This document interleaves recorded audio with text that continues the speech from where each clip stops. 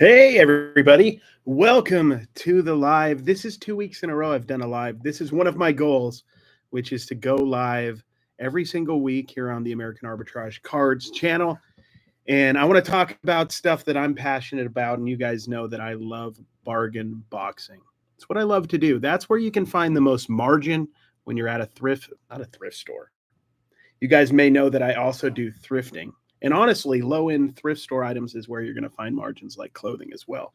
But the bargain boxes are where you're going to find margin. And margin is super, super important when you are doing cards. A lot of times with the higher end stuff, it's hard to get, anybody to come off any number right now because, the repackers are out there and they are, paying almost at 100% comps at times. So there's no impetus for people to move this stuff. I'm going to welcome people as they come. What's up, JK's Card Shack? How are you doing, man? This is going to be, interactive. I'm going to talk about just some stuff within bargain boxing, some keys that I've learned that have helped me get a little bit better at finding the deals. And it's all simple stuff. It's all simple stuff that any of us can do. I'm oftentimes told, like, I don't have any deals in my area. I've been all across the U.S. if you guys have followed me. From Florida and back. I've driven it. Last year I did bargain boxing across America. This year I'm doing like some spin of like Road to the Nationals because I'm driving out there. And you can find places and you can find deals. You just have to get out there and work. Hey, what's up, Raven? How you doing? What's up? How's everybody doing today? We got 21 people in here. Feel free to ask any questions you want about sports cards or whatever. I'm down to chat, music, whatever. I don't care, guys. But, sports cards is my passion. I like bargain boxes. Heading to a show in Janesville, Wisconsin tomorrow. Is that where, do you guys know the Dollar Box? I think he goes to that show in Janesville. I watch his show a lot, his videos. Hey, how's everybody doing tonight? How is everybody? I'm doing good. I hope you guys are also doing well. Welcome, welcome. So I'll start with one of the keys to bargain boxing, and then we'll just let the discussion go wherever it goes, guys, because this is definitely your lives. You guys can take it wherever you like. But the first thing, and this has served me in my life completely, over and over again. I went to college. I got 3 degrees. I'm not using any of them really. But this served me then. It served me my whole life, and that's curiosity. Be curious. You may have noticed on my shorts lately, I've been doing a lot of one-piece cards. I did a Dragon Ball Z one today or yesterday. I opened it and put the video out today. I want to learn about cards. I don't want to be the guy that goes out there and overlooks a valuable Dragon Ball Z card or one-piece card. Or today, when I went to 702, there's a video coming up in the next couple days. I found some autographed professional bowling cards, and I was pretty stoked, honestly. I love finding, I don't even know if it's oddball anymore or if it's strange, but it's definitely stuff that I dig. Just had a garage sale today. My bargain boxes were a hit. That's awesome, man. I went to a garage sale here in Vegas that had bargain boxes. It was pretty gnarly. It's actually a person who does the card shows quite often here in Vegas. But since I was at a garage sale, I probably delved more into his boxes than I do at shows because there was, no other cards around me. And I was so excited to see cards, and I got some good deals. Welcome, everybody, to the live. We got 21 people in here. Feel free to ask any question you guys want about sports cards. If I can answer, I will. If you want to just chat on topics, let's do it. But I'm just talking about what I've learned that's helped me with bargain boxes. And curiosity is huge because if you see a card that looks interesting, look it up. We have one of the most powerful tools in the world, and my phone's broke. I broke it when I went to Jacksonville in January. I dropped it right when I arrived there in the airport. Be curious. Look stuff up that looks interesting. It's such an advantage. Back in the day, some of my older friends who have done reselling for 15, 20 years, I started like 12 years ago, 13 years ago. I had my cell phone when I started going to thrift stores in particular. And I was one of the few guys at that time that was doing that. Now everybody does it, and everybody does it at card shows. Back in the day, I would hear stories from the older dudes. They would find something at a thrift store and go home and look it up, or they'd call somebody at home to look it up on the computer so they could see if it was worth it. The same applies for sports cards. Nowadays, at our fingertip, we can figure out if a card is a good buy or not. And I'm not a speculator. You guys know that I delve a little bit into it. I don't like to talk too much about it, but I'm an arbitrager. So I'm looking for cards undervalued today that I can flip for a profit, hopefully in a couple hours later today. Hey, what's up, everybody? How are you doing? Hey, how's everybody doing tonight? Just had the garage sale. I see that. Went to the Midwest Monster this weekend, hung out with the Vintage Sports Chat. You guys can hear me okay? Is everybody, is my mic working well? Just let me know. I don't know if my mic's if it's using my MacBook speaker or my actual speaker. That's awesome. I want to go to the Midwest Monster probably once I move back east. I know it's still in the Midwest, but it's probably closer than Vegas. Sounds good. Awesome. Looking forward to bargain boxing in 48 days. You're going to be at the National, dude? I think we talked about this. I'm going to be there. I'm going to be bargain boxing a bit and doing a little bit of everything. I think I've talked about this before in the last live. It's going to be a little overwhelming. There's a couple goals that I have. I want to have a new video every day of the National, or at least every other day. I'm going to try to go for every day. So a fresh video. And to do a fresh video and edit it at night before I go the next day, I'm going to have to use my phone a lot. I'm going to have some people helping me also film. I'm going to edit that. I'm also going to be doing my GoPro so I can do more in-depth videos, more than likely after, a week or two after the Nationals. And I want to get I think probably 30 to 50 shorts done. I'd say at least 30 different pack openings, different negotiations. I love the content angle of it, but that makes it a little bit more pressure for me because in a perfect world, because I love doing content creation, but it would be a really relaxing scenario if I could just chill and dig. I'm going to dig a lot. I'm probably going to spend 3 or 4 hours the first day going through the bargain boxes, and then I'm sure several hours after that. It's the thing I'm most looking forward to. Love your YouTube videos. I went to a card shop, 5 for $1. I pulled Herbert rookies, Tua, Hertz, most of them 2020 rookies, a lot of color numbered cards. I can't lose at 20 cents a piece. No, you can't. You make the money, guys. This is reselling 101. You make the money in the buy.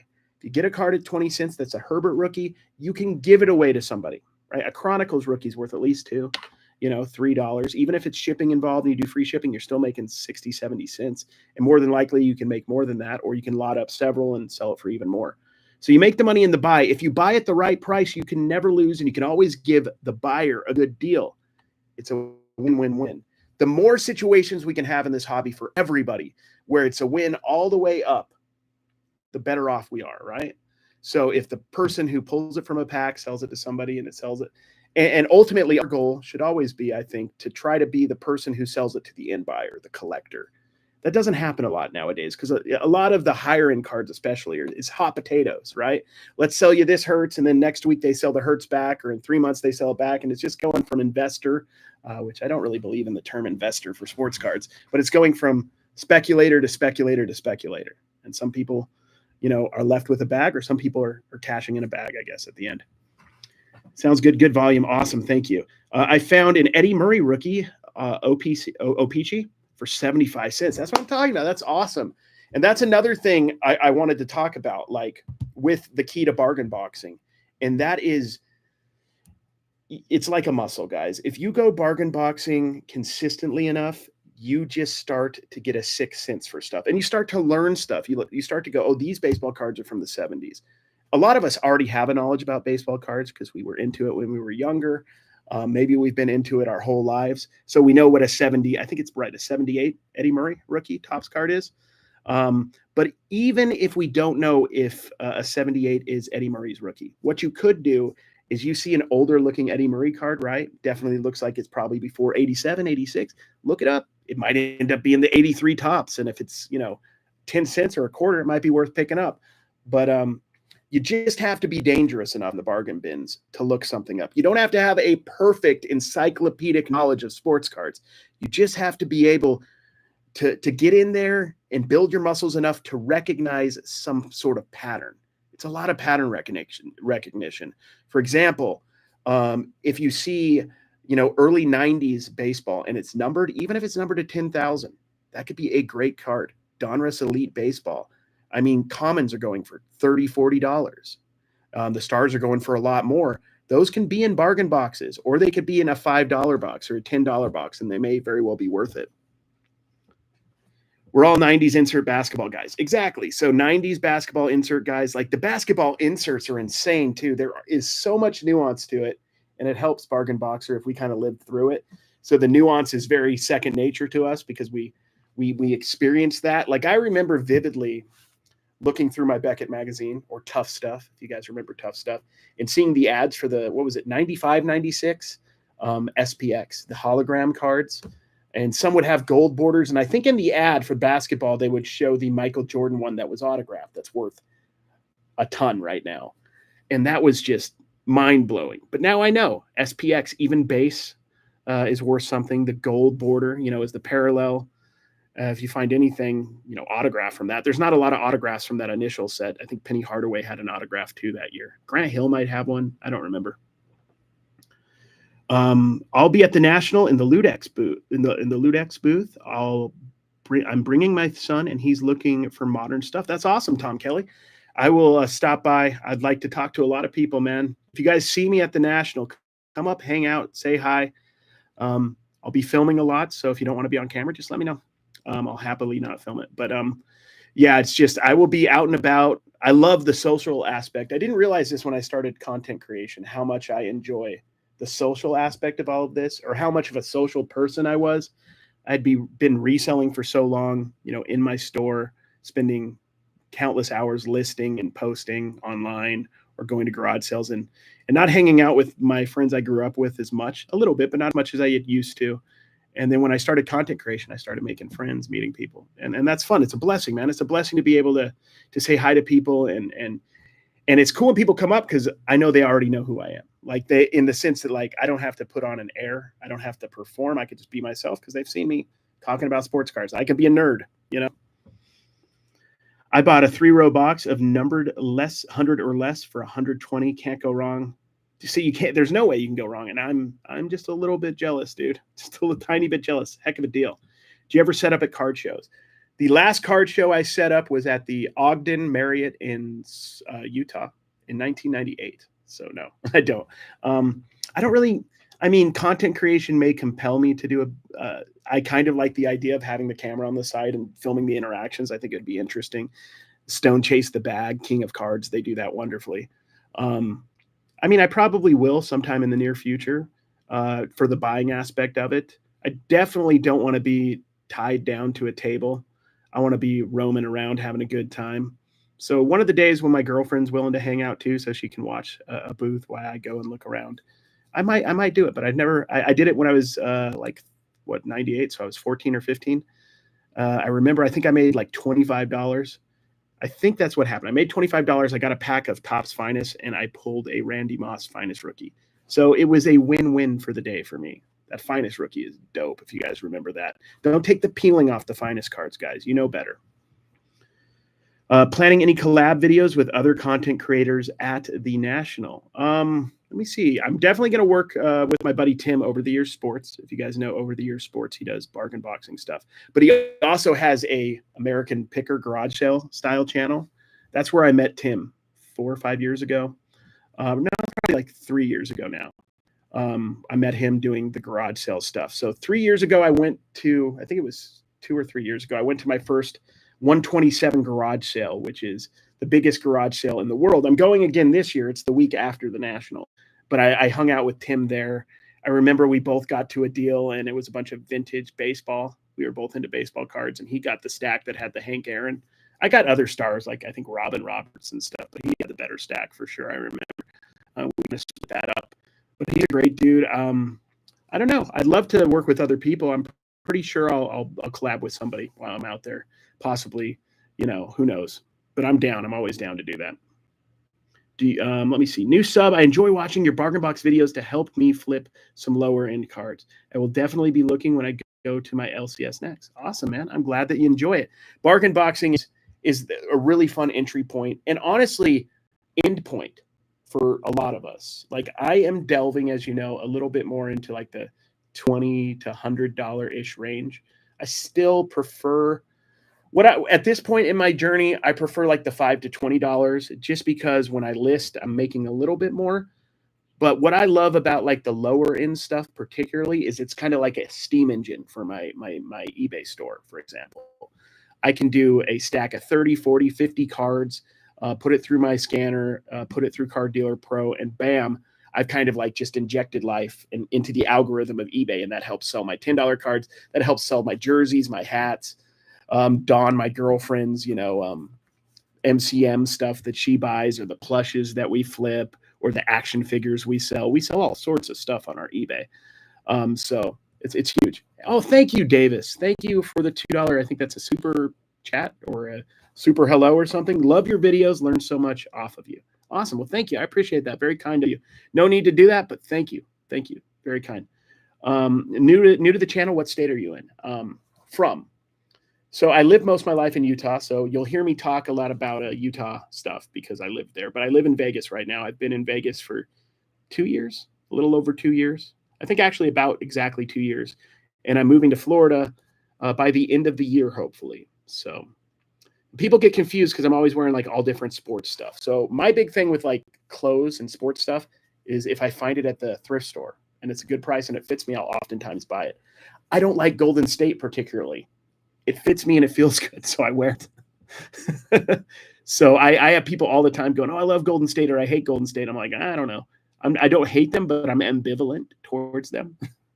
I need to, every time I wear this, I'm like, I got to actually go online and get like one of the new Jazz jerseys came out, which are dope. I don't think they're selling all of them because we still have one more year of the highlighter jerseys, but the city jersey is the mountain one. And I think I want to get that. Card Dealer Pro is not an app. It's a computer thing. I don't think they're going to get an app. It's a pretty intense software, but they have Collects. Collects is the app that Card Dealer Pro owns. And there you can basically scan a card and put it into their marketplace. I don't know if it will help you put it into eBay from there. I don't know. But Collects is helpful to kind of identify prices on the run. And it's definitely something that's improving over time. The technology is growing and growing. Do you use, there you go, Collects much? The prices seem different on there. I haven't used it much. I used it a little last year. I'm going to delve a little bit more into it this year too as well.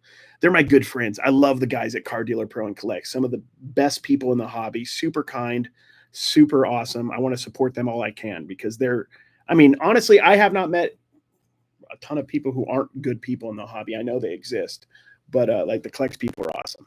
So I'm all for supporting them. And I have a Collects like page where I've had some cards on. I just haven't updated since I think my last trip across America. I got so many websites and sites I'm selling on too. I have my own site too, guys. I have dibdit.com where you can do live auctions just like Whatnot, where you can sell buy it now sports cards. Me and the guys from my podcast. I know a lot of you don't know about my podcast. I'm on Trash to Cash podcast. I mean, it's a pretty good site. It's, I think, probably the biggest or second biggest, at least biggest YouTube podcast out there for the reselling niche at the moment. And we have our site. So if you guys want to do some live breaks or if you guys want to do live card sales, I think the fees will be right around maybe a little less than Whatnot through our site. And then you'll be doing lives on a day that I do lives as well. We kind of all work together. It's fun. If you want to learn more about that, you can DM me on Instagram. I really, really enjoy your channel. Thank you, Bounty. I appreciate that. I'm also new to flipping cards as well. Well, that's awesome. So this is something that's important to talk about when you're new to flipping. And this is why bargain boxes are so important. Not just to new people, but to really anybody who's flipping. This will allow you to learn the game without much risk, right? What I love to do is arbitrage, not speculation, but arbitrage. So I want to go find a dollar card. And sometimes you'll see my videos. I'm not going to make much on that dollar card, but it should be profitable. Or I may risk it and put it on Whatnot and let it go for whatever it goes for. But like if you go to a bargain box and you spend $10 and you get, let's say you get 8 cards, you get or let's say you get what would be a good number? You get 9 cards. So you get $8 cards and a $2 card. So you get 9 cards for $10, let's say. You post them. One's worth $3, one's worth $5, one's worth $2.50, one's worth $10. You sell a couple cards, you're in the profit already. And then the rest of the cards are pure profit, right? So it's a lot easier.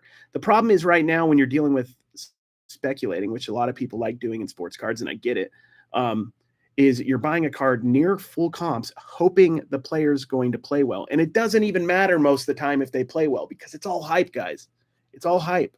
I don't care what Victor Wembanyama does next year. The hype's going to be there or not. We can't control it. I don't know if the hype's going to increase with him or decrease typically. And once again, nobody knows the future of sports card values or can predict anything really. But typically, overall, historically, like cards go down the second year because there's a new batch of rookies that people are infatuated with.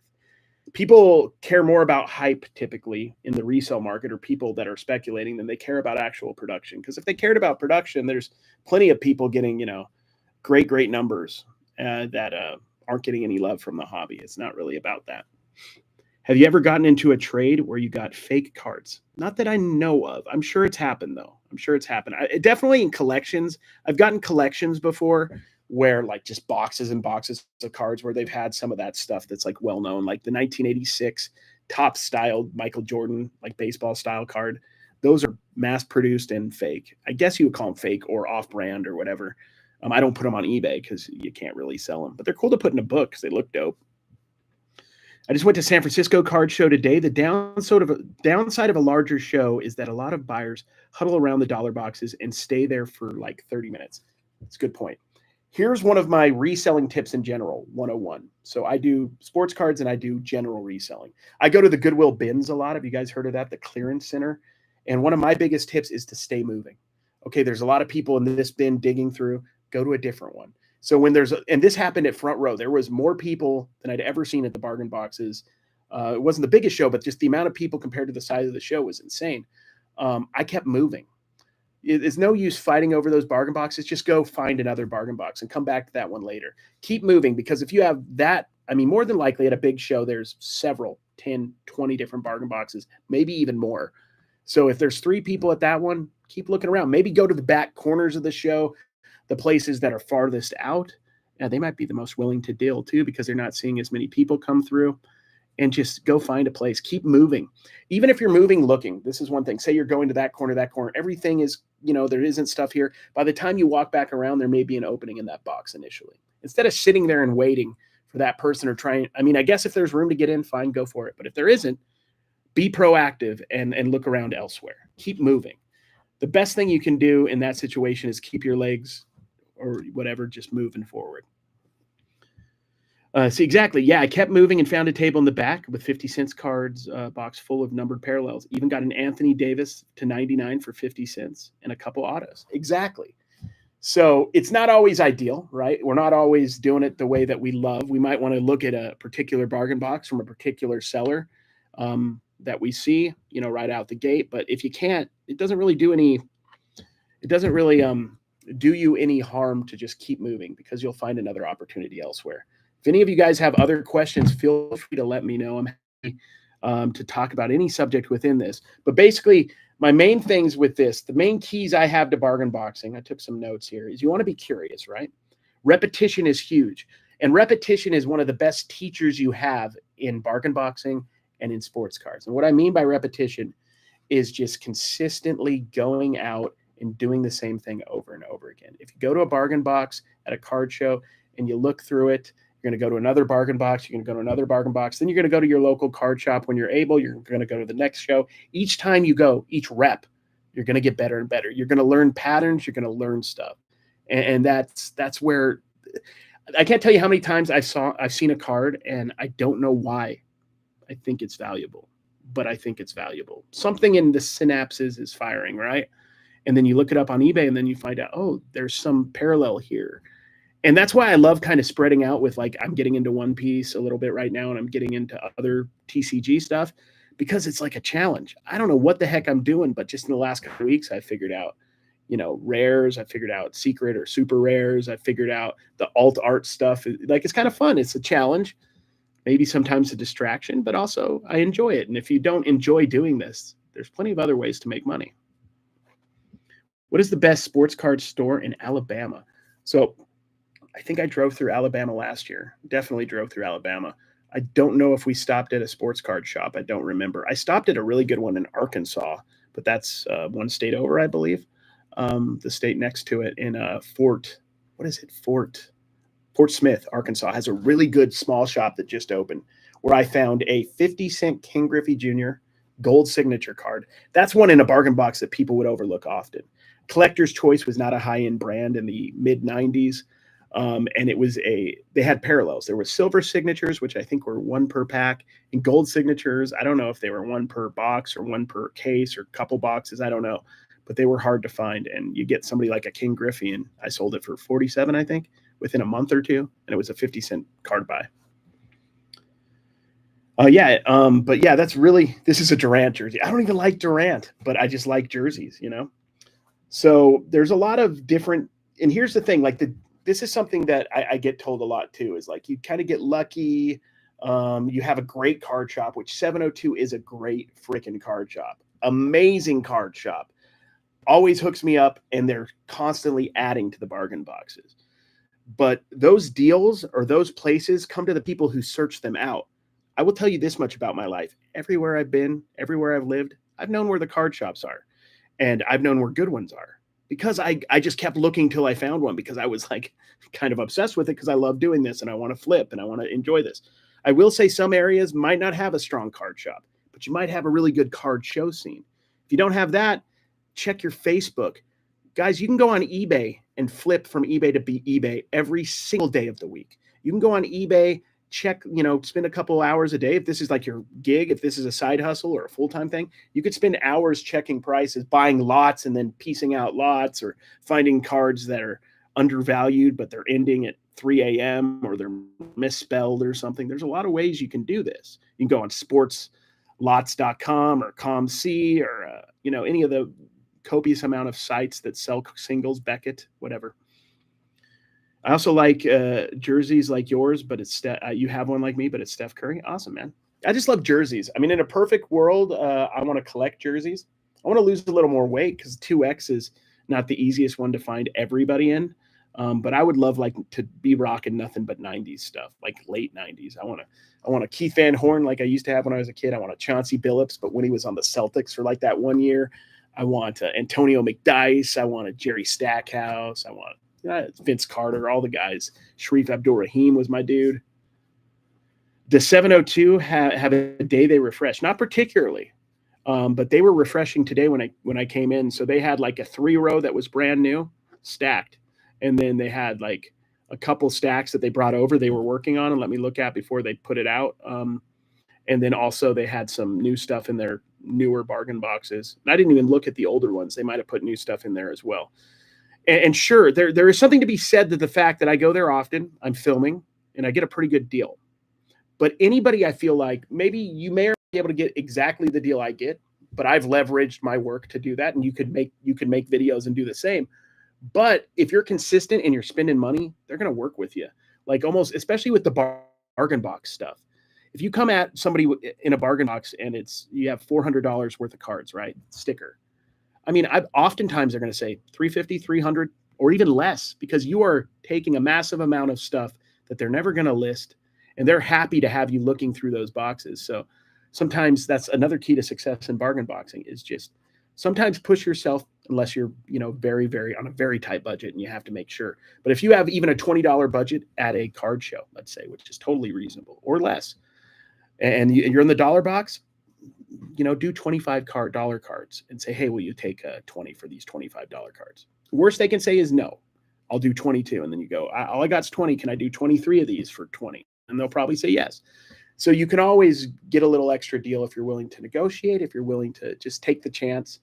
And then you'll end up with some of your cards free, or you pay less per card, however you're thinking about it in your head. We got 31 people in here. Welcome, guys. I appreciate it. I'm a sucker for grab bags of sports cards at thrift stores. What's the best card you've sourced from a thrift store? Just today, Dawn found this. Let me see. Where did I put them? Oh, they're over here. Well, it's Dragon Ball Z cards. Dawn found a bag for like $340, and it had some of the rares, or like the super rares. I'll make a little bit, but I just love that kind of stuff. The rest I'll put through Card Dealer Pro, which as of a couple months ago, Card Dealer Pro has Pokemon, One Piece, Dragon Ball Z cards, other cards, non-sports, which is huge. So I'm delving more into it. But in a grab bag at a thrift store, that's a very good question. I don't think I found anything too crazy. I've definitely found some $5, $10, $15 cards. I will say this. I was at that garage sale where the guy had the bargain boxes, and I got a bunch of these smaller boxes like this size. He had like all these boxes, mostly of common stuff. And he sold me, like 17 of them for like 80 or 65, 70, $80. So I didn't pay much per box, like a few bucks per box, $3 maybe or something. And a lot of them is just stuff that I can run through ComC. Some of it was pure common, so I don't even bother doing much with those. But in one of those boxes was what I noticed from pattern recognition is there was a lot of Topps Total football. If you know anything about Topps Total, it was a set that came out in the mid-2000s for baseball as well, I believe, and basketball. And the whole premise of Topps Total is that it was a massive, like 7, 8, 900 card set. And they would put like everybody from a team on a card, like everybody. And they would even do triple cards with like 3 random, offensive linemen from any given team. And the beauty of those cards and why I love that set. So I noticed that set, and I know there's a lot of good rookies from that set because there's dudes who never got cards that ended up being great players, like Jeff Saturday of the Indianapolis Colts. He has a rookie card in there that goes, I think, for like $5 to $10. It's a triple card. And I got the silver parallel, which is a parallel. And I don't think I've sold it yet, but I have it on eBay for like between like 40 and $50. It may end up selling for 10 or 15. I don't know. But realistically, I mean, that's the kind of stuff you can find in those boxes if you're willing, or grab bags if you kind of just do the repetition of this. And you're willing to. The thing is with grab bags, they need to be priced well. You don't want to overpay unless you enjoy the entertainment of it. I'm the kind of person, and I have done this on my channel, where I'll film it. So if I don't make money on the cards, I'll make some money on the content. I'll at least get my $750 back in content revenue, so I don't lose money at least.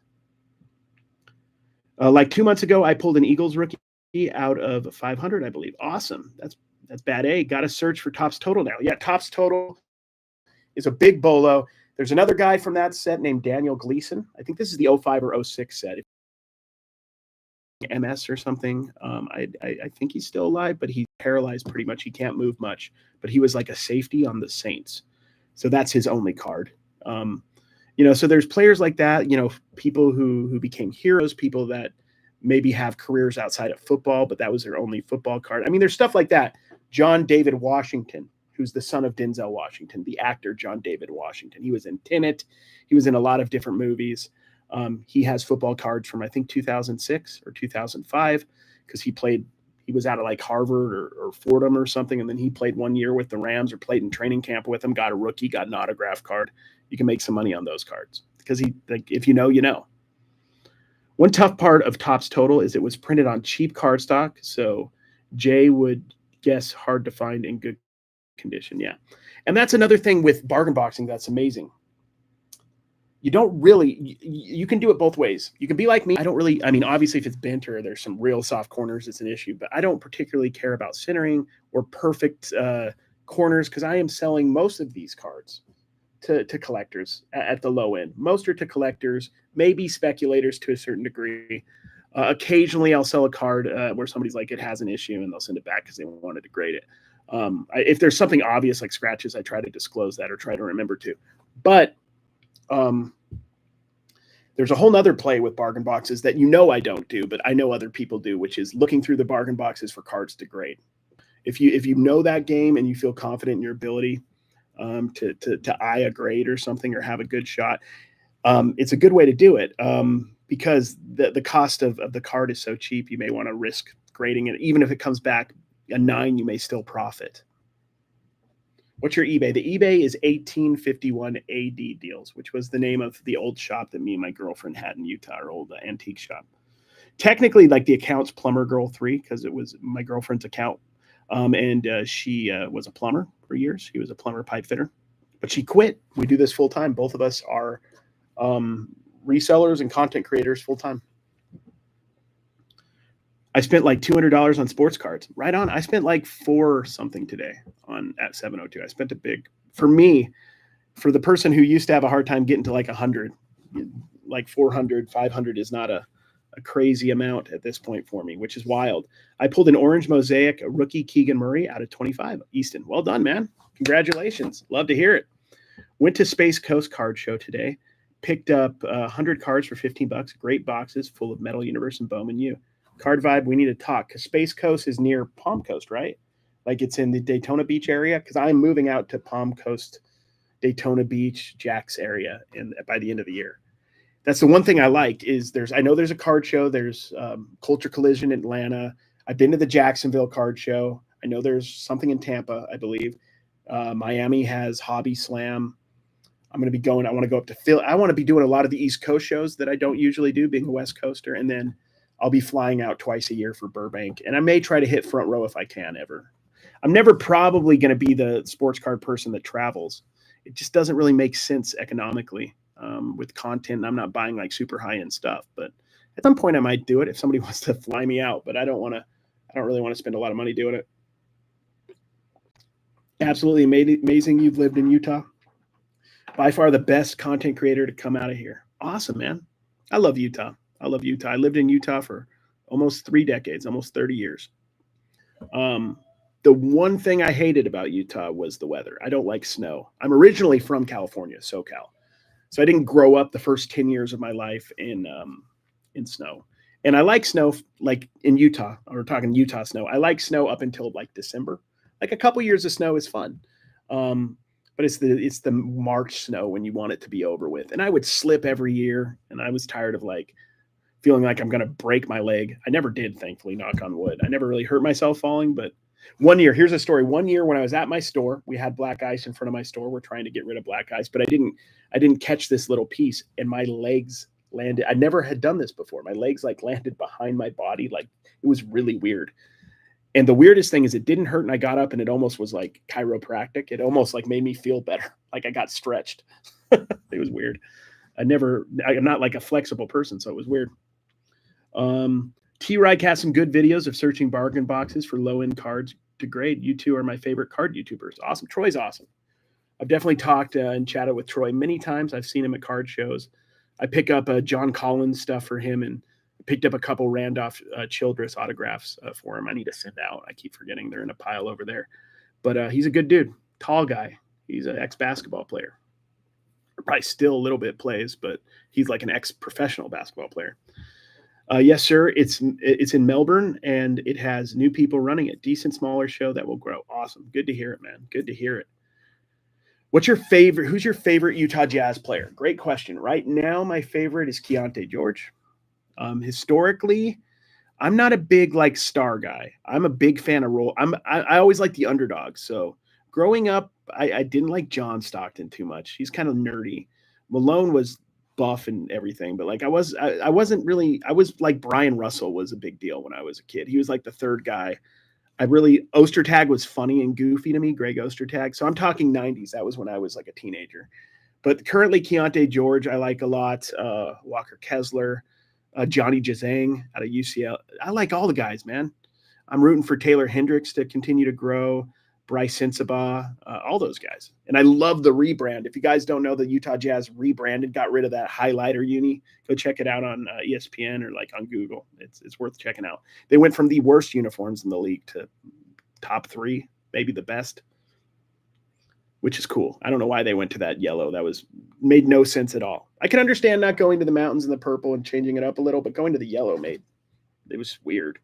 Keontae George is the Jazz have a knack at finding like shooting guards at a good price, like meaning like mid 10s to 20s picks. They did that with Donovan Mitchell. They've just had a good success with that over the years. They did that with Wesley Matthews. If you remember Wes, he was a second rounder though.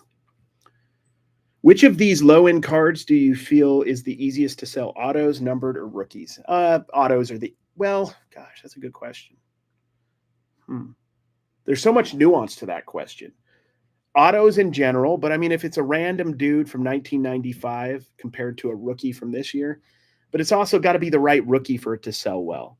I feel like right now, if I'm buying Keontae George, it's got to be the right parallel, or I've got to be willing to sit on it, which I don't speculate a ton, but like if I think Keontae is going to be great and I'm getting his cards cheap, I might just and I've done this with some players, like make a little box and just sell some off here and there, and then see if he, pops off or anything in the community.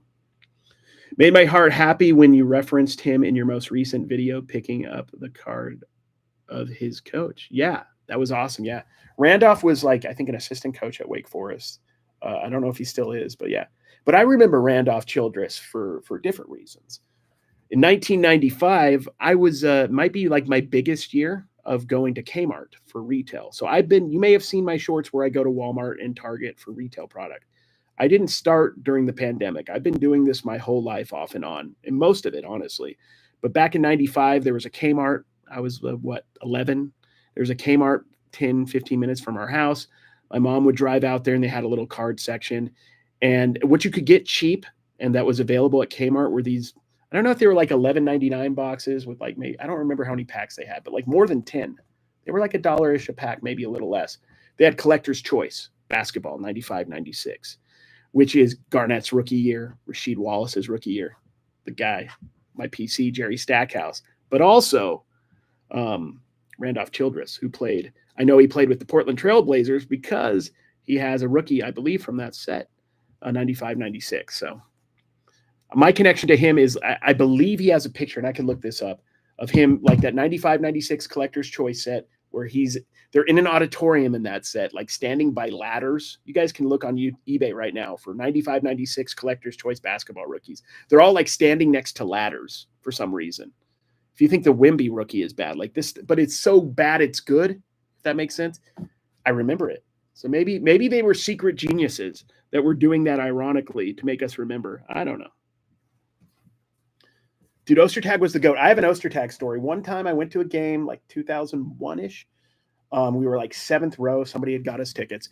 And I don't know if he did this because I yelled it, but he had the ball. And I'm like, Ostertag, I swear, I said something like Ostertag sky hook. You know, the Kareem Abdul-Jabbar thing. He did. I know he shot it, and I think he did the hook. Okay, so he did a shot. And I was close enough. He definitely heard me. He missed. And everybody around me kind of like looked at me and groaned. Like, don't tell Ostertag to shoot. He's there to be an enforcer. I don't know what he was there for, but he was. I liked him. He's a very affable, nice guy, and goofy and fun, and a little underrated. He was a solid rebounder, blocker. He was a decent defensive player, not a great offensive player. But I literally passed by Troy T. Wright today at the San Francisco Card Show. Awesome, man. Yeah, he's up there. He's in the NorCal area. I send cards in top loaders, team bags, folded in half sheet of paper. Rarely have no issues. Yeah, I don't go. I don't typically go that far. In the envelope shipping for under $20 cards, it's a top loader, a team, and a painter's tape, and that's it. Because all the extra isn't really worth the cost, based on the small amount of issues that I have with the shipping now. That happens that way, if that makes sense. If I start putting extra stuff in, the cards are going to be sent back because the postage, they say it's more postage, even though it's correct. They mess that up all the time. And if I only have 1 or 2 cards damaged per 1,000, then it doesn't make sense for me to spend 10, 20, 30 bucks every 3 months to get stuff that isn't needed. But we actually bought the cardboard that folds at half for our Whatnot show. We do it for different types of cards, but for the super low end, I don't bother. But I also don't do the shipping. My girlfriend does, and she's more particular than me. So if you ever buy something from me and it's a little bit packed better, it's because Dawn does the shipping. But in general, back when I was doing all the shipping, I didn't find it necessary. Now, if it's a PSA card, it's got bubble wrap around it. It's in a bubble mailer, obviously. But for just a $3 Mickey Mantle 1983 or 1982 Gallery of Heroes card that's worth $3 or $2, that's going in a top loader in a penny sleeve with painter's tape in an envelope. See ya. Coming out, thought Stackhouse was going to be the next Jordan. And that's K-Cards. That's exactly why I love them. I have a big affinity for like the baby Jordans, if you remember from the 90s, the guys who were going to be Jordan. And I feel like a lot of people forget, maybe not us who remember, like, because we lived through it, but people who didn't live through it or weren't paying attention, forget how hyped Stackhouse was. That 95-96 season, it was all about Stackhouse. Stackhouse was on the card boxes. He was a very big deal. The next year, there was a set, I think in Fleer, called like Stackhouse's. Like he had subsets. Him and Grant Hill, they were so popular. And Grant Hill was the year before Stackhouse. But then, basically Kevin Garnett shortly took over that draft class as far as being the popular one. And then 96, 97 came around and kind of made everybody forget about the couple years before, because 96, 97 was completely loaded with Kobe, Steve Nash, Allen Iverson, Marbury, who was very popular at the time, Ben Wallace. People forget Ben Wallace, Hall of Famer, was like a second rounder that year. Sorry, guys. You got Ostertag to do a skyhook. That actually has me dead. Yeah, no. I don't think, like, you know how sometimes you think back and you expand on your memory? I swear that's what happened. I said it, he did it, and it was hilarious. I couldn't believe he did it. Because I was goofy. I was just like, dude, I'm just teasing him. But like, I do like that guy, and he's like a farmer. He's like in Kansas now because I think he's from Kansas, and he's he's doing something. He's doing some really cool stuff. Like he owns like he's doing something in the community. I was reading about it, but I forgot. But good on him, man. Good dude. All good. Any pickups today? A lot of pickups today. You're going to see almost all of my pickups from today in my Whatnot auction on Monday.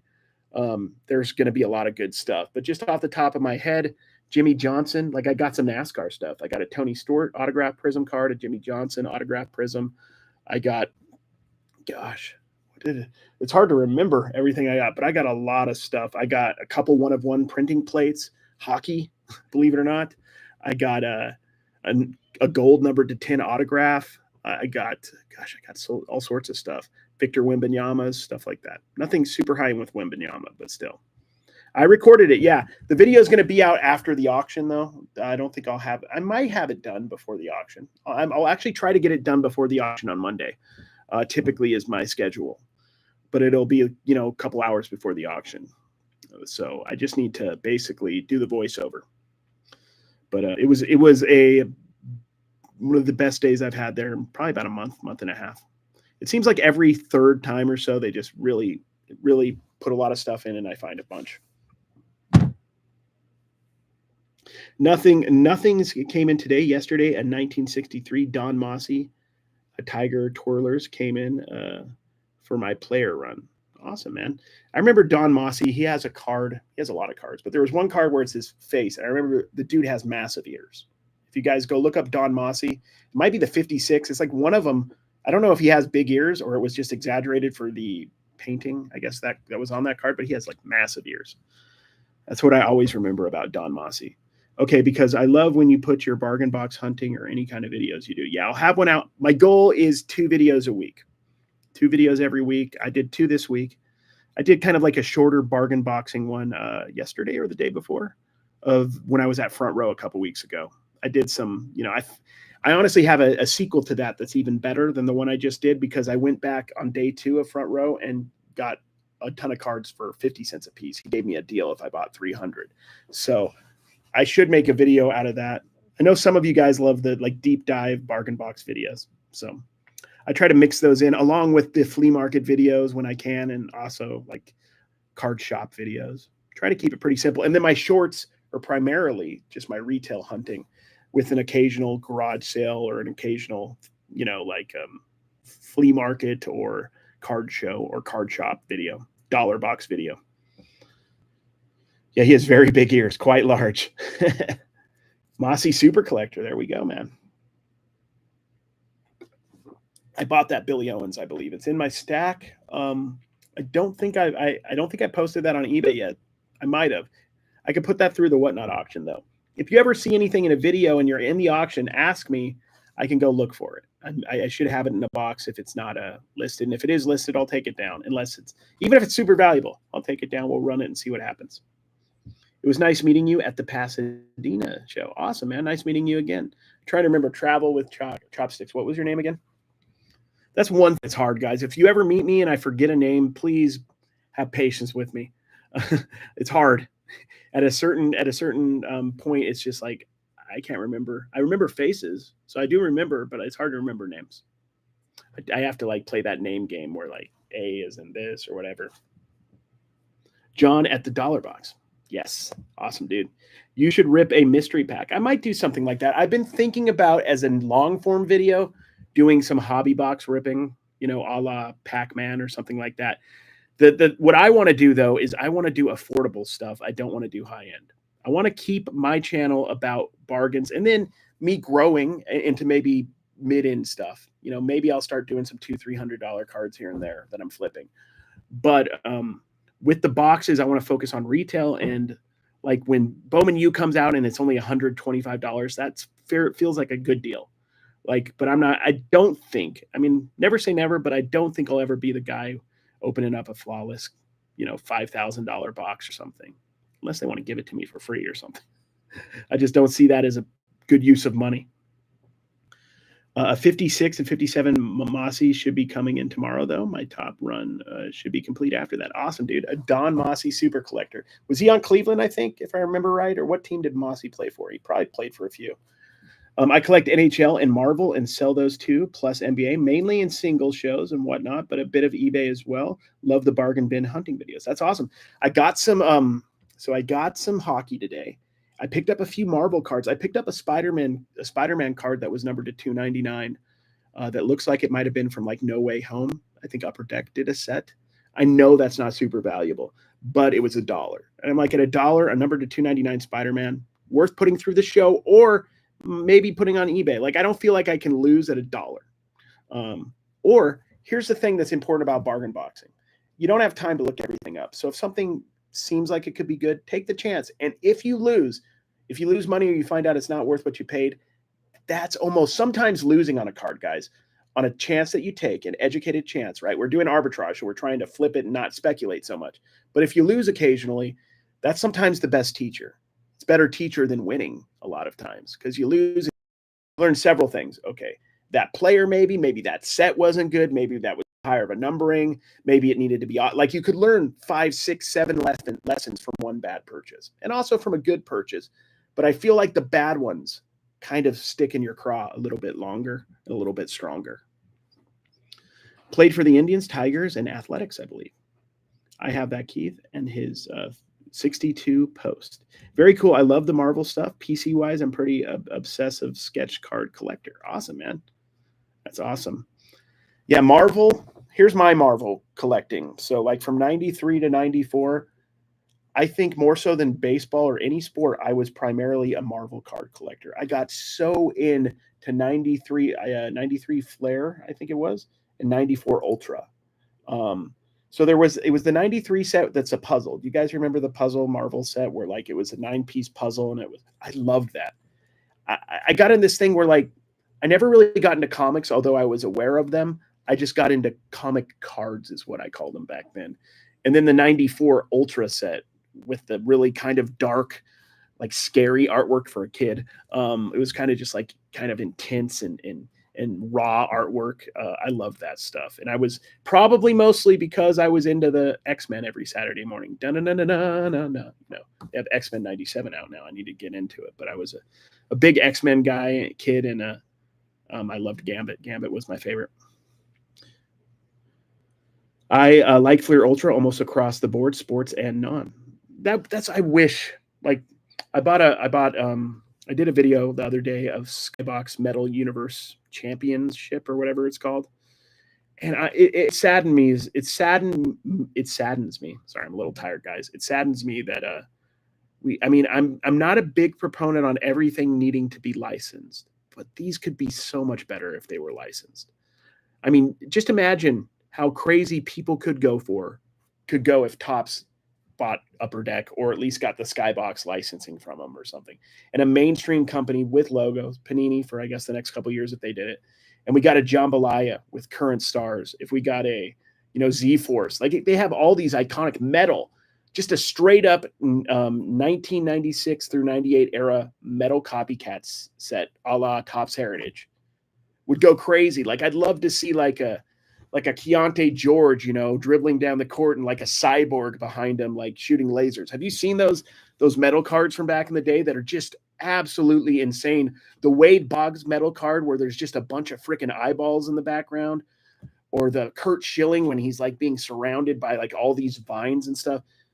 I don't know, like all the hippies making the cards back then, because they were like all in their 40s or 50s at that point. They were on some like acid or something, man, because those cards are trippy and I love them.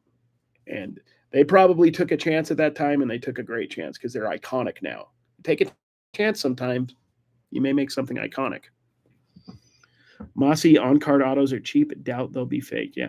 That's one thing I say, like with on-card autos, always buyer beware, because you never know. But if it's like a low-end player, you might have seen in my last video, like I got Lenny Dykstra. I don't think there's people forging Lenny Dykstra autographs. I mean, they're not worthless, but like they're not like LeBron. You need to worry about Michael. You need to worry about, you might need to worry about Patrick Mahomes. Like you need to worry about the stars, the people that people can make money on. They're not going to commit forgery for a $10 card. It's not worth the possible penalty if they get caught. I mean, but that's not saying it hasn't been done or isn't done a little bit, but overall, I wouldn't worry too much about it.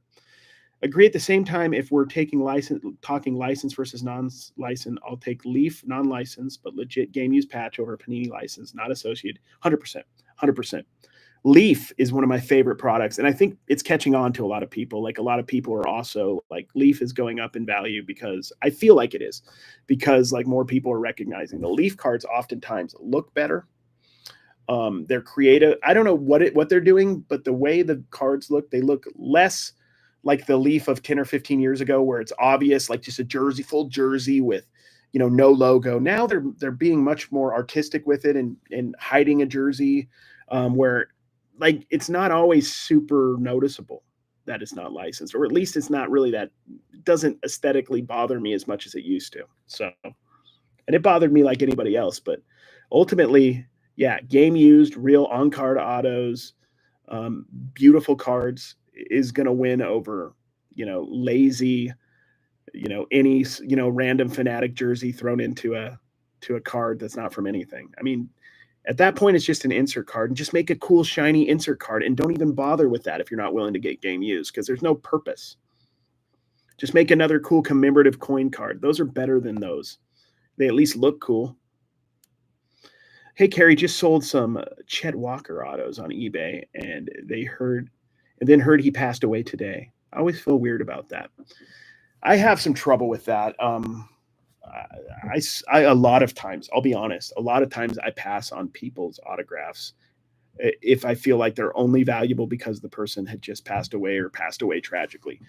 Maybe that's a little superstitious. Maybe that's silly on my part. And I don't always, but there's been many times where I find a player, and I know, for example, who was it? Like Adrian Payne. He was a basketball player. He's at a local bargain box here. I think the cards are still in there, autographed. And I probably could get a little bit of a premium, because I believe if he was one of the people who passed away in the last couple of years. But I'm like, I'm not going to buy it. I mean, I don't know. And I don't want to really talk about it. I don't really want that to be a reasoning to buy players. But I mean, also, like, if I get in a collection and I get like an Aaron Hernandez auto or something, I'm going to sell it, but I'm not really seeking it out. Leaf Trinity is my jam. Awesome. Do you believe Rose and Bonds will? They should. I don't know if they ever will. I think they will. I think most people, like, I'm 40. Most people 40 and below think he should be in that. Like, I think it's the old guys and gals that are like, don't put him in. I want my players to be like the players in the 70s, high on cocaine, or whatever they were doing back then. Like, there's always been something performance enhancing in the game at any given time, whether it was spitballs or, you know what I mean? There's always been gamesmanship, and steroids is taking it a little far, but at the same time, like, Bonds is a good example of somebody, it seems like, didn't take them at first and then saw everybody blowing up, and he did. It did change his numbers, and I think everybody is aware that his numbers are I don't know if he would have had 800 something home runs without steroids, but he would have had 500-600, and he's definitely a Hall of Famer. Mark McGwire too. He was coming back from injuries, I think, a lot, and he was using steroids, and he got huge. But, when he was a rookie, some people think he might have been using back then, but like, he was bone thin in '87, and he was hitting almost 50 home runs. So the people like Brady Anderson, who out of nowhere hit like 49 home runs, that's the people, like, they maybe shouldn't get much credit, but like McGwire, Bonds, Roger Clemens, all-time greats, should be in the Hall of Fame. Everybody's intelligent enough to know that they had some performance enhancements, but I think most people realize they still should be there. You know what I mean? I don't think we have to explain that to people. People understand. I think we just let them in because it's obvious they deserve to be there, in my opinion. Yeah, Bonds had 500 homers before roids. Yeah, there you go. I mean, and it was entertaining, man. It was entertaining. He shouldn't have done it, sure, but like, it was entertaining to watch for sure. Your thoughts on Randy Johnson doing steroids? Or I don't even know if he did. Is that what we're talking about? Randy Johnson was an intimidating as hell pitcher, dude. He was like 6'10", threw like 100 miles per hour. He'd be he's one of those guys that I think if you weren't really disciplined as a hitter, like, you just were intimidated coming into the box against him. You were just like, oh man, I'm a little bit nervous. And any kind of edge you can have as a pitcher, I imagine, is huge. And he just had like a little mental edge right out the gate, because he was just so freaking intimidating. Obviously, if you're a pro, most of these guys can handle that, but not everybody. He probably got a lot of strikeouts just because he intimidated the hell out of people. he might have got him anyway. But, I'm meeting John Rocker soon. Well, there you go. Played for the Braves back in the day and got into a lot of trouble, if I remember right. Samuel J., I dig the historical relic stuff for the most part. Although mainly I prefer the cut autos about everything else. I have a pretty sweet Amelia Earhart in my PC. I love that True Rarities. Absolutely love it. So like I said earlier, like I went to school. I wasn't probably supposed to be doing reselling for my life. I got 3 degrees. One of them's in history. I love history. I wanted to go back and be a history professor before I opened my antique shop and started reselling full time. And there's one set that annoys me that has so much potential, but it's just such a joke. And I feel like some people kind of get scammed with it. It's that Pieces of the Past set. If you've seen those boxes, it's not that there isn't some historical actual relics in it. And there's also debate about what type of relics we should be putting in cards or not as well. But a lot of times it's like the hits are just like it's a piece of paper, and it makes you feel like the piece of paper was something that Sir Isaac Newton wrote on or George Washington wrote on. But what it actually is just a piece of paper from a book from that era. So a piece of a book, a page of a book from the 1790s. A 1790s book, there's 1790s books, complete books that are worth a couple hundred or less even, and some are worth a ton. But a little piece of one page does not have, it's not nothing. It's an interesting insert card. And they do explain it on the back, but I feel like a lot of times people think they're getting handwriting from the actual person. But the real stuff they used to do, I think Upper Deck, where it was a piece of a hair or an actual cut autograph, that stuff's amazing. I would love to get my hands on some of that stuff. I just think it would be cool historically. That would be a PC at some point I would love to have.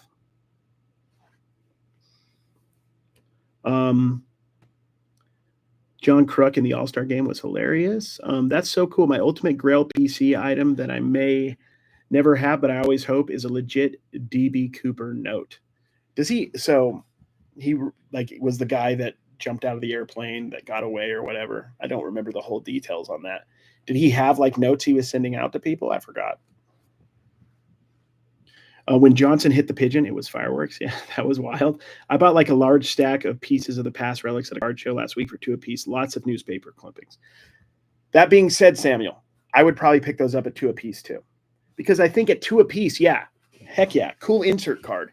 Kind of like a fake relic card is an insert card, in my opinion, not a game used piece or relic. It's just an insert card. So it's a dope insert card. And I think at $2 a piece, you can flip them for a profit.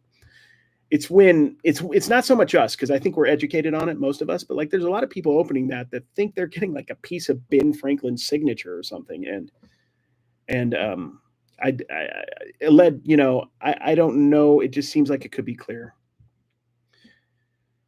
From the note he gave the flight attendant saying he would be hijacking the plane. That's it. Yeah. Well, I'm pretty sure that's probably like in the Smithsonian or something, man. That's a pretty wild piece of American history right there. That'd be dope. That'd be dope to have for sure. Some kid found some of the note in the river. Note equals bill should have been more clear. Awesome. Sorry. That'd be dope. Recently picked up a lot of rookies of Tim Duncan and David Robinson. Hopefully I can flip them. Here's the thing, guys. You could flip almost any card in the world. It might have to be a penny free shipping, right? Think about the amount of cards you could sell if they were 1 penny free shipping. Now, why would you do that, right? Obviously, you wouldn't, because you would lose money on every single sale. That's a big part of reselling. You could sell almost anything at the right price, but are you going to make money doing it? So, yes, you can make money selling Tim Duncan and David Robinson rookies. How much? It's all about what you paid for them, though, and which rookies. You paid $1 for a low end Tim Duncan, you might not make much. But if you paid $1 for a finest rookie, you're going to do well. Bowman's best rookie, you're going to do well. You paid $3 for a Bowman's best X-Fractor or a Topps for finest refractor, you're going to do really well. Is it graded? So, there's a lot of nuance there. But yeah, I like to pick up like at $1 most any Tim Duncan rookie, and most any David Robinson really only has he has the Series 1 Hoops rookie where he's holding up the jersey. That's kind of the well-known rookie. He has, I believe it's the Series 2 rookie from that set. I don't remember what he's doing in that one. And then the next year's set, 90-91, he has like a Fleer and a Skybox.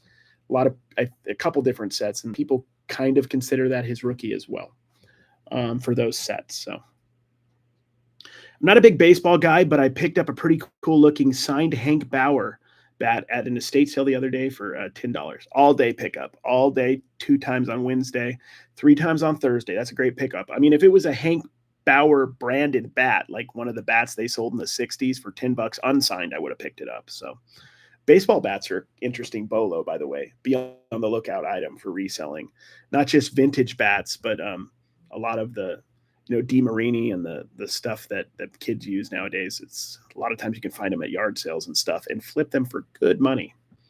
Only $15K more than I can afford it. The DB Cooper bill sold for $16K. DeMarini, yeah, DeMarini's a big one. Yeah, I mean, but like, I love that stuff. I love old gloves. I found a glove at a yard sale like last month, and it was, gosh, I forgot what it was, but it actually, the webbing was broke, but it was a rare older leather one, and I sold it for like, I had a lot of people wanting it. I paid $5, and I think I sold it for 40, 50, broken. It had to be re-webbed. When are we gonna see both Don and you buying at a card show? LOL. That may happen. I mean, at the Nationals, he'll probably be filming occasionally for me. I'm going to try to do more third-person stuff, not super crazy like some of the other guys, but I'm going to be going there with Tim. I'll be hanging out with Tim over the years a lot. Some of my buddies from reselling, like Jimmy Old School Flips, and they're my buddies, so I'll ask them to film a little bit for me on the side so I can try some. The key for me is trying to make the best videos I can at National in a really, really short amount of time, because like I said earlier in the video, I want to make a video for every day of the Nationals, the day of, like that night or in the morning, release it the next morning. And then I'm going to be doing my GoPro footage for like deep dive stuff that I'll be basically editing over the next month after that. I would be editing it right away, but what I'm doing for the National this year, guys, is I'm bargain boxing the road to National. I am going from Las Vegas to Cleveland to Kentucky and back driving. So I'm doing a lot of stuff. We're going to Illinois to do some stuff there. Then we're going to go to Chicago for a little bit before the show. Then I'm driving into Cleveland for the show. Then after Cleveland, I'm going to the largest yard sale in the world, the 127 sale. I'm going to be in Kentucky, Ohio. I'm going to be driving all around, going to the biggest yard sale, thousands of yard sales to go to for that. And then I'm going to drive on my way back home. If you go look at American Arbitrage Cards, I did it last year, bargain boxing across America. If you look at my main channel, American Arbitrage, I've done picking across America this will be my 3rd year.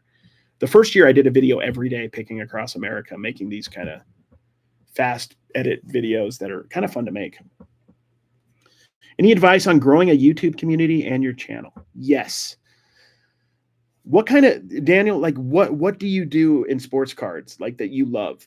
Focus on that. What I noticed was there was a lot of card show videos, and I love them, that were focusing on, it felt like each one was trying to one up each other. Like I bought a $15,000 card. I bought a $20,000 card. I bought a $25,000 card. And I watch those videos, and they're very entertaining, but I also don't relate. Does that make sense? I don't understand why they're doing that, or like the bat, like I don't always feel like it's very explained. Like, are they making money doing this, or what's going on, right? I'm a bargain boxer. I've always been, or I'm a person looking for deals. So I'm like, I'd like to make bargain boxing videos. There's some people who did it, but I have some experience, a couple years of having a YouTube page, GoPro. I'm like, I can edit decently. And I was surprised how fast the videos did well. Like the first video I did was Burbank 2 years ago almost, or no, like a year and a half ago. And it did well. It did really well right out the gate. But if you want to do YouTube, be consistent. I've done that pretty well. I'm not perfectly consistent. I suggest learning how to do short form video as well, because that's a good way to get your name out there quickly. Watch some videos on editing. Be patient and be consistent. It takes time. It takes time to grow. It takes time to figure out how to make a video. It takes time to find your voice. It takes time but do videos you want to do. If you want to be sitting doing PSA reviews, if you want to be opening boxes of cards, if you want to talk about news in the hobby, whatever you want to do that. Focus on that. If you want to do card show videos like Roth cards or whatever, do that. Do whatever you want, but do what fits you and your personality, and just go for it, man. It's changed my life. Content has totally changed my life. I mean, full disclosure, guys, and I've talked about this, and I'm not shy about it. There's months I make more on content than I make reselling, or at least about similar. And I could some months pay all my bills with content creation. from the videos I make, and I'm not, I'm good at it, but I'm not like I'm doing this by myself. I don't have an editor. I don't have, I paid a guy a couple months to do thumbnails for me. But I mean, I pretty much do my thumbnails. I do my editing. I do my voiceover. I do my filming. I do my story, all that stuff. I do it. So you can do it by yourself is what I'm saying. And then you can obviously hire that out as you get bigger and more comfortable. Let me see. Is it true that hand-signed autos and rookie cards are going up in value as in the past people devalued these cards autos on rookie? I don't know. I mean, like, I don't know if they're going up. Like, I mean, I think they probably always had some value. I mean, maybe in the 80s and 90s, people didn't like it. I think people enjoy talking about that. I don't know to what degree it's true or not. I honestly don't know. But you could definitely, if you have it authenticated, sell it, and you'll probably, I would imagine, get a premium for sure. There's a big card show in South Dakota, I think, or San Diego. I will be vending and a ton of San Diego, and a ton of Chargers players signing the first day. That's awesome, man. Keep grinding. Right, I just made a real TikTok of my curb stomping a PSA 6 Prism Silver Puka. There you go, man. Keep it real. Is that your style? Kind of like doing just some fun videos or funny videos or whatever with that? Go for it, man. Awesome. I don't really grade, so but like it'd be funny to see it broken and stuff. That could be a really good video. Baseball glove Bolo brand Nakona. Yes, Nakona is a great brand. You know your stuff, dude. On the subject, let's all smack that like buttons, folks. Yeah, please. If you guys would, I'd appreciate it. No pressure. You guys do you. But I mean, I appreciate it. I don't really want to be the guy that's this is important to me, like just from a pure content creation standpoint. I don't like being the guy that says sub. I do say it sometimes, but I don't want to be the guy that says sub to me, like my video, all that. I figure if my content's good enough, you're going to do that. And if it's not, then it isn't. And I'll hopefully improve. So, but thank you. I do appreciate the support. And if you would, since we mentioned it, please do it. It'll get this live out to more people so they can see it. If you guys have any like questions or any like topics, let's discuss, man. It's an open forum. We can all discuss with each other about whatever. Does Dawn collect it all? That is a good question. Dawn's been collecting plushes. She's gotten into plushes lately and mushroom stuff. As far as cards, I think I'm going to get Dawn into cards slowly but surely. I don't know. It might be like one of the, like if we had Alf cards, if we had some of that kind of fun 80s nostalgic stuff, I think she'd be into that.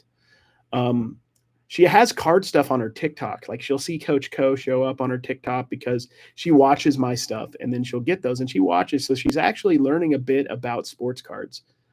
I actually got something cool in the mail today, guys. I'll be filming on a TikTok soon. Somebody who follows sent.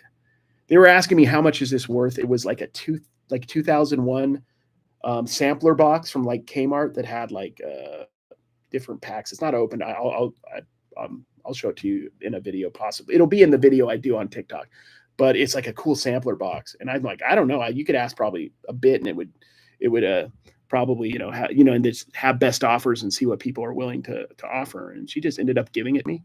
So it's going to be something that I can open on my channel. I'm super stoked about it. I'm very excited about that. It's going to be a lot of fun. I mean, it would be something that would probably be $50+, so not something I typically splurge on. But I do want to see if it works because usually, here's a little inside baseball, I like to be approaching a box and picking it up. There's a lot to be said when you're making short form content to movement at the start of a video. I don't have as much success. Weirdly, you think this doesn't matter, but it does if I just start with a pack in my hand, for example. For whatever reason, that opening movement of me walking towards a shelf, I don't know what it is intrinsically with us humans that it's like an engaging visual. So I don't know how well this will do because I got it in the mail and I'm going to probably show me opening the box and then opening the box it was shipped in quickly. But I'm excited for it. I think it's going to be dope. My girlfriend collects blue cards, all sports and non-sports. She hits my inventory hard. Oh, that's awesome. Any tips on what to do with lower end stuff that maybe doesn't end up selling in your whatnot auctions, etc.? I have a whole pile of lower end, still numbered, etc. Lotted up on eBay. Like, I mean, you could do several things. Like if you have 100 numbered cards, you can do one massive lot, start at 99 cents, let it sell wherever it goes. You could also start it at a buy it now price, $20, $50, whatever, and then lower it every couple weeks until somebody bites. But yeah, there's money. It might just be in the value there might be in a lot though. Just somebody going like, there's so much numbered stuff in here. Oh, I'll give you a little bit for it. And I would think of something like that. So it's been through a whatnot auction already. So it's what I would call a sunk cost, meaning like you probably aren't going to get top dollar for it because it's already been kind of rejected. And maybe it's not worth putting on eBay singularly. So whatever you get out of these cards is a plus, whatever money you can get back. It's better than having it sit. I mean, you could obviously donate it or something and do something like that with it. But outside of donating it, it's not going to have any value unless you lot it up probably. How do you find the room to keep all your inventory? I mean, I have these racks, which are not super well organized. And we have another room with cards. That's one of the coolest parts about reselling cards is the storage ability. Like this is the stuff that's not listed. My cards, my stuff that's listed is organized on another set of shelves to the left of me. But basically, like I have I probably have 8,500. I have almost 9,000. Actually, I have 9,000 listings, and maybe 200 are non-sports cards. My regular garage sale stuff. I used to have more, but I focus more on cards now.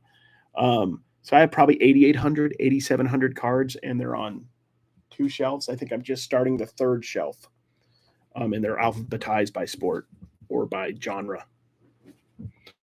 Wanting to try selling on Whatnot, what's your best tip for new videos? Believe it or not, I do have a pretty popular how to sell on Whatnot video on my main page, American Arbitrage, 1,000 plus views.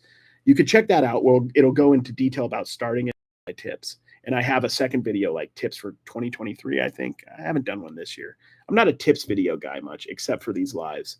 But my tips with starting on Whatnot is, remember, Whatnot is a social media platform. You don't need to have followers anywhere else. And if you treat it like it is an Instagram or a YouTube and you focus on building it, you can basically just be there if you want. I mean, I would suggest being everywhere, YouTube everywhere. I'm everywhere. That's been successful for me. But you can start with just Whatnot by itself and build it up. And the way you build it up is a couple things. Consistency. You set a schedule. I struggle with that on Whatnot, but I have been for the last little while every Monday, and I haven't been doing more shows. I would like to eventually buy more and do more shows, but I don't want to be, backyard breaks. I don't want to have a crew. I don't want to have people working for me breaking. I don't really want to do breaking anymore. I did a little for a while, but I really don't want to be doing it. So you want to be consistent. You have to understand that there is value in building your audience.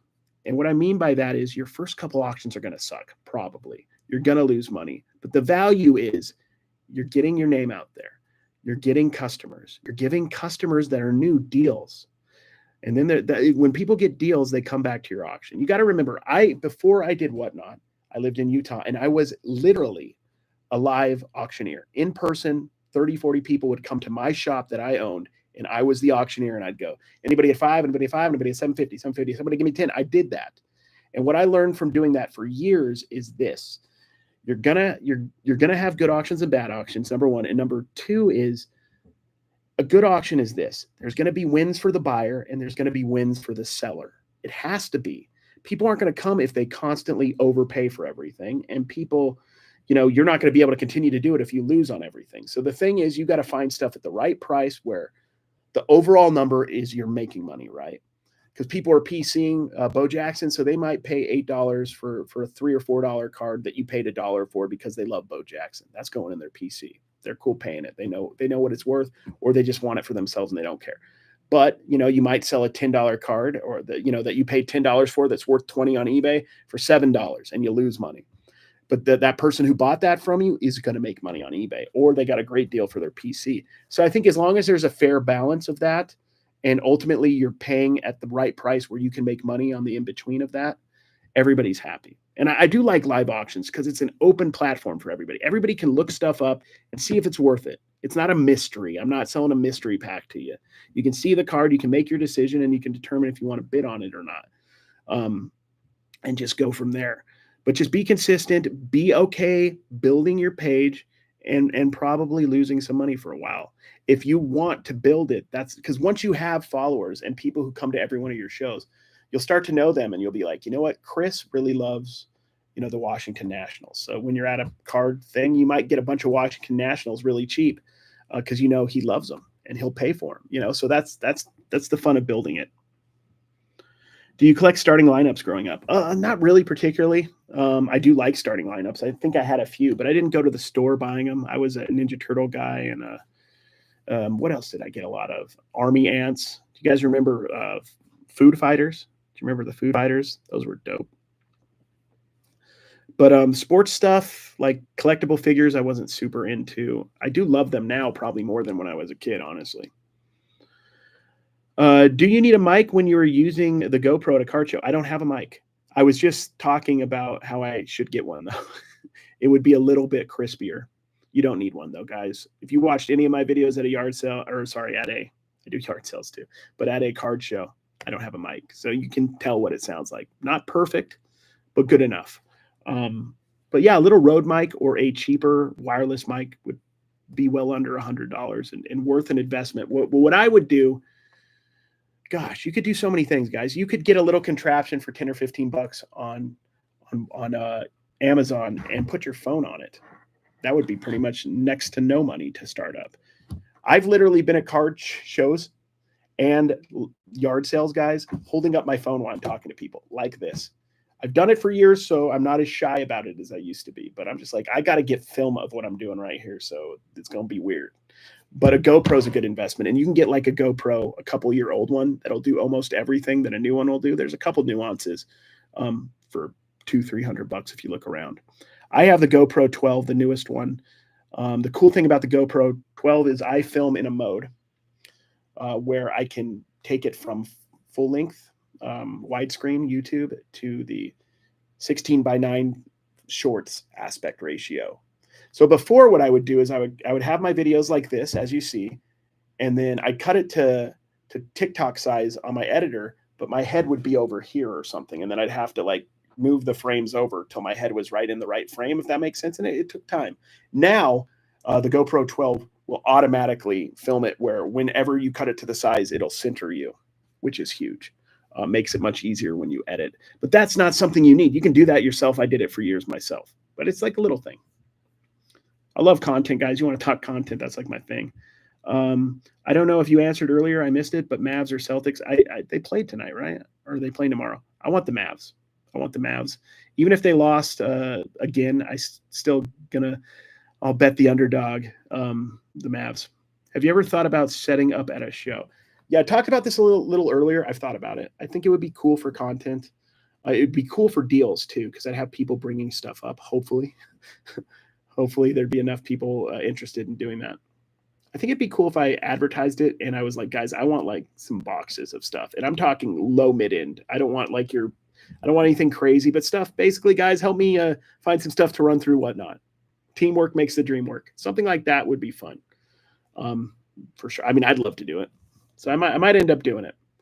I knew you did something in public speaking, as you speak very clearly and have a great voice. Thank you. Yeah, I did theater for years as a kid, Shakespearean stuff. I was in a competition in Southern Utah when I was in high school, and the top 3 got a scholarship, and I came in 5th out of like 60-something people. So I got close. I lost in one of the rounds to the person who got in the top 3, so I was close. And I took some professional classes when I was younger. My parents put me through those. I never did anything with it, though, like in movies or TV. So I got really comfortable speaking in public. And I also, growing up in Utah, Mormon, I had to go on a 2-year church mission. So I spoke with people all the time, and I've always been pretty comfortable with it. Believe it or not, I have one commercial playing in San Antonio doing this voiceover stuff for my channel. I have somebody who got a hold of me on Instagram and said, have you ever thought about doing radio? And I'm like, I'll do anything that's interesting, and it paid. And I got a gig. It was like a mortgage commercial in San Antonio. I think it's still playing on the radio. Forgot what the name of the company is. I'll have to share it on one of my YouTube videos one of these days. But yeah, it was cool. They have like a 30-second version of it, a long version of it, and it's like if you go to Washington Mutual Insurance, something like that. I don't remember what I said. It was about I don't even know, APYs and stuff I didn't understand. I absolutely hate speaking in public. Really had to push myself to do it on Whatnot. It's like one of the most feared things in the whole world, like probably the top or second to the top. So I get it. And initially, when I started theater as a kid, 12, 13, 14, I was terrified of it. I think that was part of why I wanted to do it was because I wanted to be. I loved acting, and I was scared of it. But I wanted to do it so bad, I kept pushing myself, and I didn't really get over it at that age. I got over it later on. Like I just have no fear about it. I don't. It doesn't bother me. Like I had a speech at the Front Row Card Show here in Vegas. I took a few light notes and I just winged it, man, and it went amazing. I didn't. I was a little nervous that I like didn't have enough prepared, but like everybody was interactive, and I'm good at going with the flow. I'm good at riffing with people. Historically, it's been a strength of mine. So, um, yeah, and I will say, like, part of the success I have on my channel, especially with my short form content, is my voice, because I'll be at a card show oftentimes, and people won't recognize me, which is fine. But then I'll say, hey, how much is this card? And then people are like, are you American Arbitrage Cards, or do you have a garage sale channel, or are you the card guy? Are you the bargain box guy? I think I know you. Like I've heard it all. And then it's my voice, my face a little bit. I don't do as much front facing videos as other people do. So. Thanks for the tip. Always helpful. You're welcome. I'm happy to help as best I can. Muscle Men. Yes. Whoever said Eric, the Muscle Men toys from the 80s. I loved. I have a little bag back there. I need to like display it. I don't really have any area for display. I bought some army ants. I used to love army ants as a kid. I've had a stutter ever since I was a kid. It was much worse back then, but it still happens sometimes. So I always have to remind myself not to let myself get embarrassed by it. Here's what I learned about like acting and by performing and being in front of people. People don't really care. Like they're rooting for you. Like I feel the 39 of you guys like are interested in this content and are rooting for me in some sense. So like I don't ever feel like that anybody wants to see me fail. And maybe they do, which is fine. But like that's fine. I don't really care at that point. But I'll be honest, I've been stuttering a little in this live because I'm a little tired. And I'm like, man. But I definitely don't worry about it. I don't know how to explain it. It's like I wish I wasn't stuttering, but like at the same time, it's the second I turn off this live stream, I'll be like, oh, this was fun. I'm on to going through my box of cards that I bought at a 702 and getting it prepared for the auction. So, hey, what's up, Dallas? How are you doing? But I get it. Yeah, we just got to do our best in life to try not to worry so much about what other people think, because as you know, the older we get, the more we realize that people don't really think about us that much. I would imagine American Arbitrage Cards video comes up and you go, oh, yeah, I like his videos, or I don't, but you're not thinking about it much before or after. Maybe occasionally it pops in your mind, but like, hopefully my videos are entertaining, and then when they're done, you go do whatever the heck you want to do. Maybe it'll inspire you, like I've heard from some people to go do the same thing I'm doing. We always root for you. Thank you, Travel with Chopsticks. I appreciate that. And that's what I mean. Like I feel that a lot. And that's one of my favorite things when people come up to me, like at a card show, is that like when you guys come up to me, I don't know you oftentimes because I've never met you and I've never talked to you. Or I may have talked to you on Instagram, but it's hard to remember everybody's names and then their real names. So I may have got them mixed up or forgot, right? But I always feel like you guys know me, if that makes sense. And that's really cool. It's actually like not everybody likes that, but me, I love that because I'm like, oh, they know me. That's like, so we're already like friends. And like my only job at that moment is to try to get to know you a little bit, right? Because obviously my thought is if you think you're interested in my stuff, we probably have something in common, right? We're probably akin spirits, and we probably would get along well because we're both into the same kind of stuff. Good, doing good. Enjoy your reselling videos and the card videos. Thank you, Dallas. I appreciate it. How do you like living in Vegas versus Utah? The weather is hotter here in Vegas. It's colder in Utah. So right now, I wish I was in Utah as far as the weather. But overall, the cold winter months are worse than the hot summer months here. It's different. What was weird to me is growing up in Utah, a super religious area, super Mormon. It was weird going to a Walmart here and seeing hard liquor. I'd never, since I was 10, I'd never seen hard liquor at a grocery store.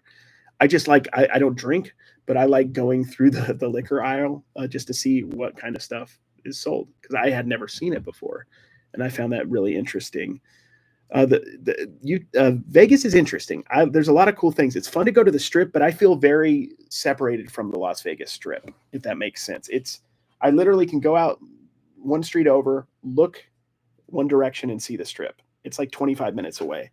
But I try as a local now to avoid it just because it's such a hassle once you get down there. It's the place that local Vegas people go when their friends are in town. You take them to a show or to a place to eat. I'd like to go there a little bit more because I do enjoy it. It's fun. But yeah, I spend most of my time off strip.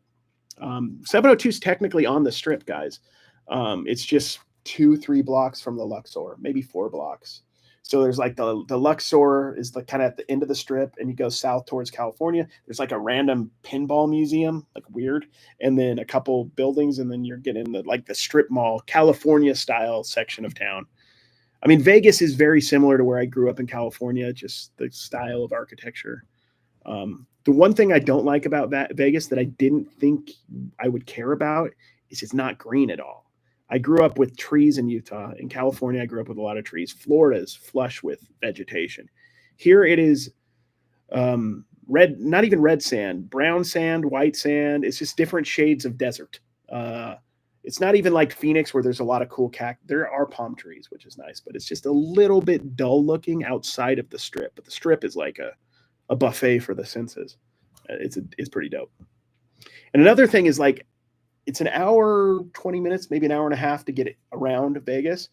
But then it's like an hour and a half or you can go a half hour to the border towns, but like, it's really like hours to get to any other real places. If I'm in Florida, I just go any direction, and there's every couple hours a pretty big city, and there's a lot of smaller cities in between. There's a ton of flea markets. We just have one flea market here that's big and a smaller one that I know of. And it's not my favorite flea market I've been to, but in Florida, if I didn't like a local flea market, I could go like half hour down the road and there's another one. You know what I mean? There's not as many options. Vegas is the culinary capital of the world, in my opinion. Yes. And that's something I haven't taken advantage of enough, is trying all of the places here, but there's so much cool food. You know where we're going tomorrow? So you guys know I've been nerding out about One Piece. I even got myself to watch one of the anime episodes. Here's the weird thing about One Piece for me that people don't, and I'm the same way with sports cards. I don't watch a lot of sports, but I love sports cards. I watch some highlights. I definitely watch a lot of YouTube videos about like who's hot, who's not right now. Why is it? So I watch a lot of news coverage, but I don't actually sit and watch games much. And the same's happening with One Piece. I watched a little bit. I might get into it a little, but I can't. I don't have the patience for it. But I'm really into the cards. I don't know why. It's just something. There's something clicked with me. I'm just like, the art's interesting. The chase, learning it is interesting to me. I like that. And a little flippable right now. That's encouraging. But we're going to a One Piece cafe. Like it is an apparently official One Piece restaurant cafe in Vegas tomorrow, that has like all the different food, because my stepdaughter and her boyfriend are mega One Piece fans. So oftentimes I'll give them some of the leftover cards, although I've been posting most of them lately from pack openings and stuff. But we're going to go to the One Piece cafe. So you'll see on my social. I like to share those in my stories because I know not everybody's interested, and I'm not going to do a reel about it or anything. But so excited to watch Clayton Keller here. Definitely going to start a PC. That's awesome. Oh yeah, in Utah. Yes. I mean, this is so funny. I live in Vegas. We went to the Stanley Cup and won last year. I went to the parade because you got to understand, Daniel, I lived my whole life, dude, in Utah. We never had our parade. We probably should have had one in the 90s, but we didn't get it because Jordan's so good, man. And we just weren't good enough to be in that one couple years he was gone. So I went to the parade because I just thought it'd be a fun experience. But I've never felt connected to the Golden Knights. Don't really care a great deal. I love the movie The Mighty Ducks. Some of you know I'm obsessed with that D2. That's like my favorite movie all time. But I don't really care about the Anaheim Ducks. But the second a team said they were moving to Utah, I'm obsessed with it. I don't know why. I don't live in Utah anymore, and maybe I'll be in town a couple times a year, so I'll try to hit up a game if I can. But I'd probably choose a Jazz game over that if I could. But I'm already like super into the Utah, whatever they're going to be. I'm hoping. I like the Venom. So you guys can tell me. Some of you guys might not be following this, but here's the names that they could possibly be right now. The final 6 is the Utah Mammoth, the Utah Venom, the Utah Yeti, the Utah Hockey Club. Please don't choose that. And then there was Utah Blizzard, and there's like another one. I like the Venom, and the Mammoth and Yeti are pretty cool. I don't know what you guys think, but he's so underrated. It's nuts. I just picked up an OPC Platinum Orange Checkered 25 pop. Wow, dude. Wild. Let's go. The fans are going. Absolutely embrace hockey here. I'm glad, man. I'm excited. Just so you know, I'm not going to be in Utah living at least anytime soon. If I get rich enough at some point in my life, I'd love to have a second home in Utah. But I'm whoever they are, I'm like a diehard Utah fan. But as I move East Coast, I'm going to adopt my East Coast teams. I'm an Oakland A's fan, but I think I've decided I want to be Miami Marlins for my NL team, even though they're going to be a little far from where I live. I'm wearing my fish hat right here. And definitely excited to be a Jacksonville Jaguar fan. I like a lot of things about them. Growing up, I like their colorway, which for some reason is important to me. I like the turquoise and the copper. And I like that they've always kind of been also rans, and they're kind of like underdogs. I love that about them. And I also love that it's probably going to be a lot cheaper to go to a Jaguars game than it is to a Raiders game.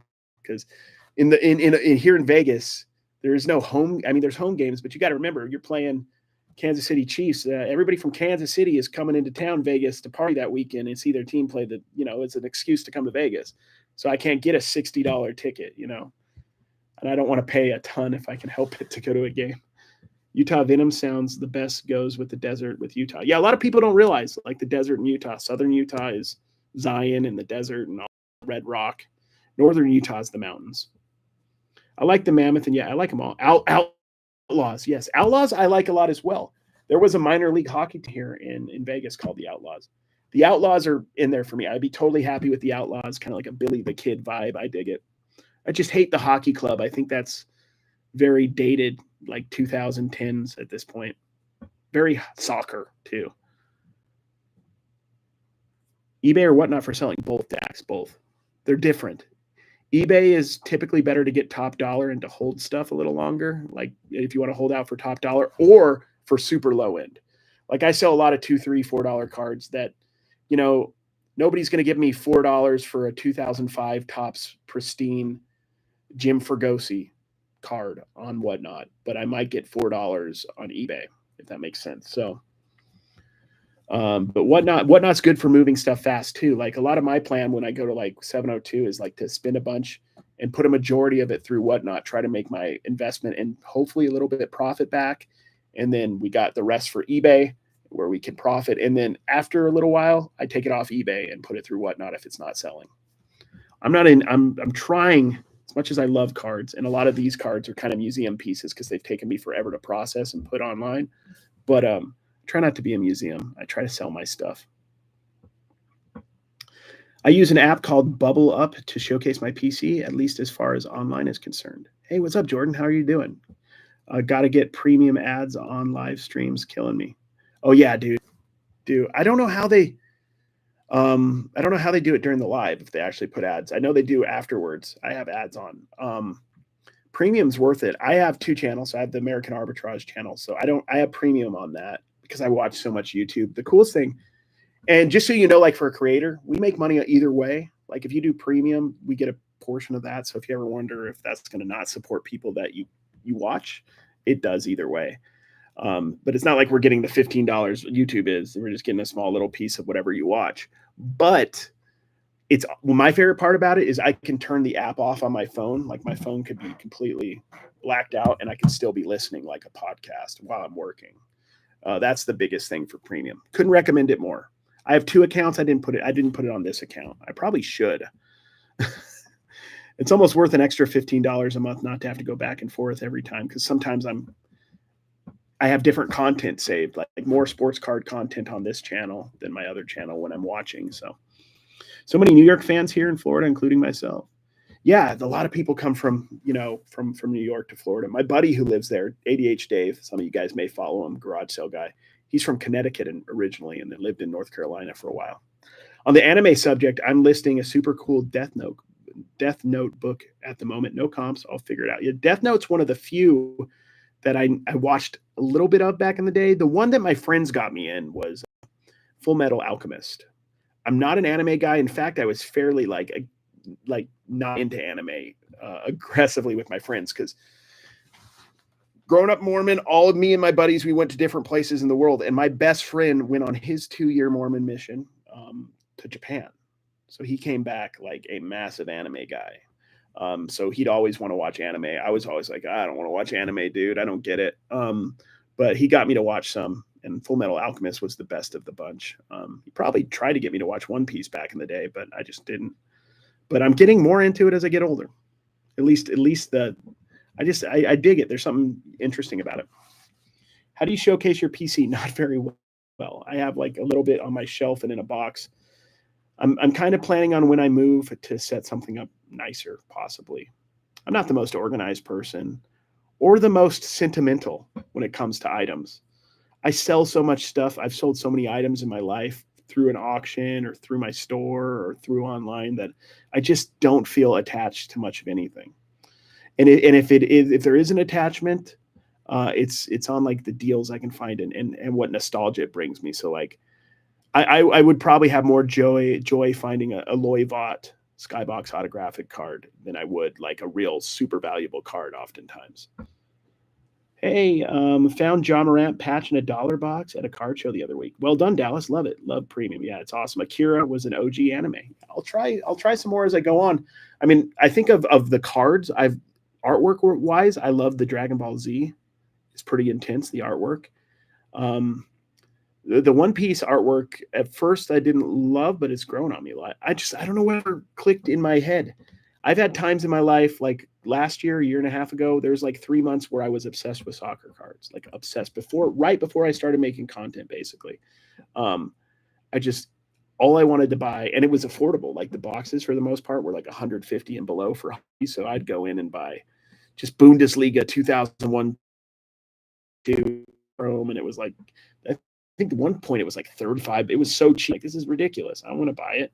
It didn't have very many great players in it, but it was still fun.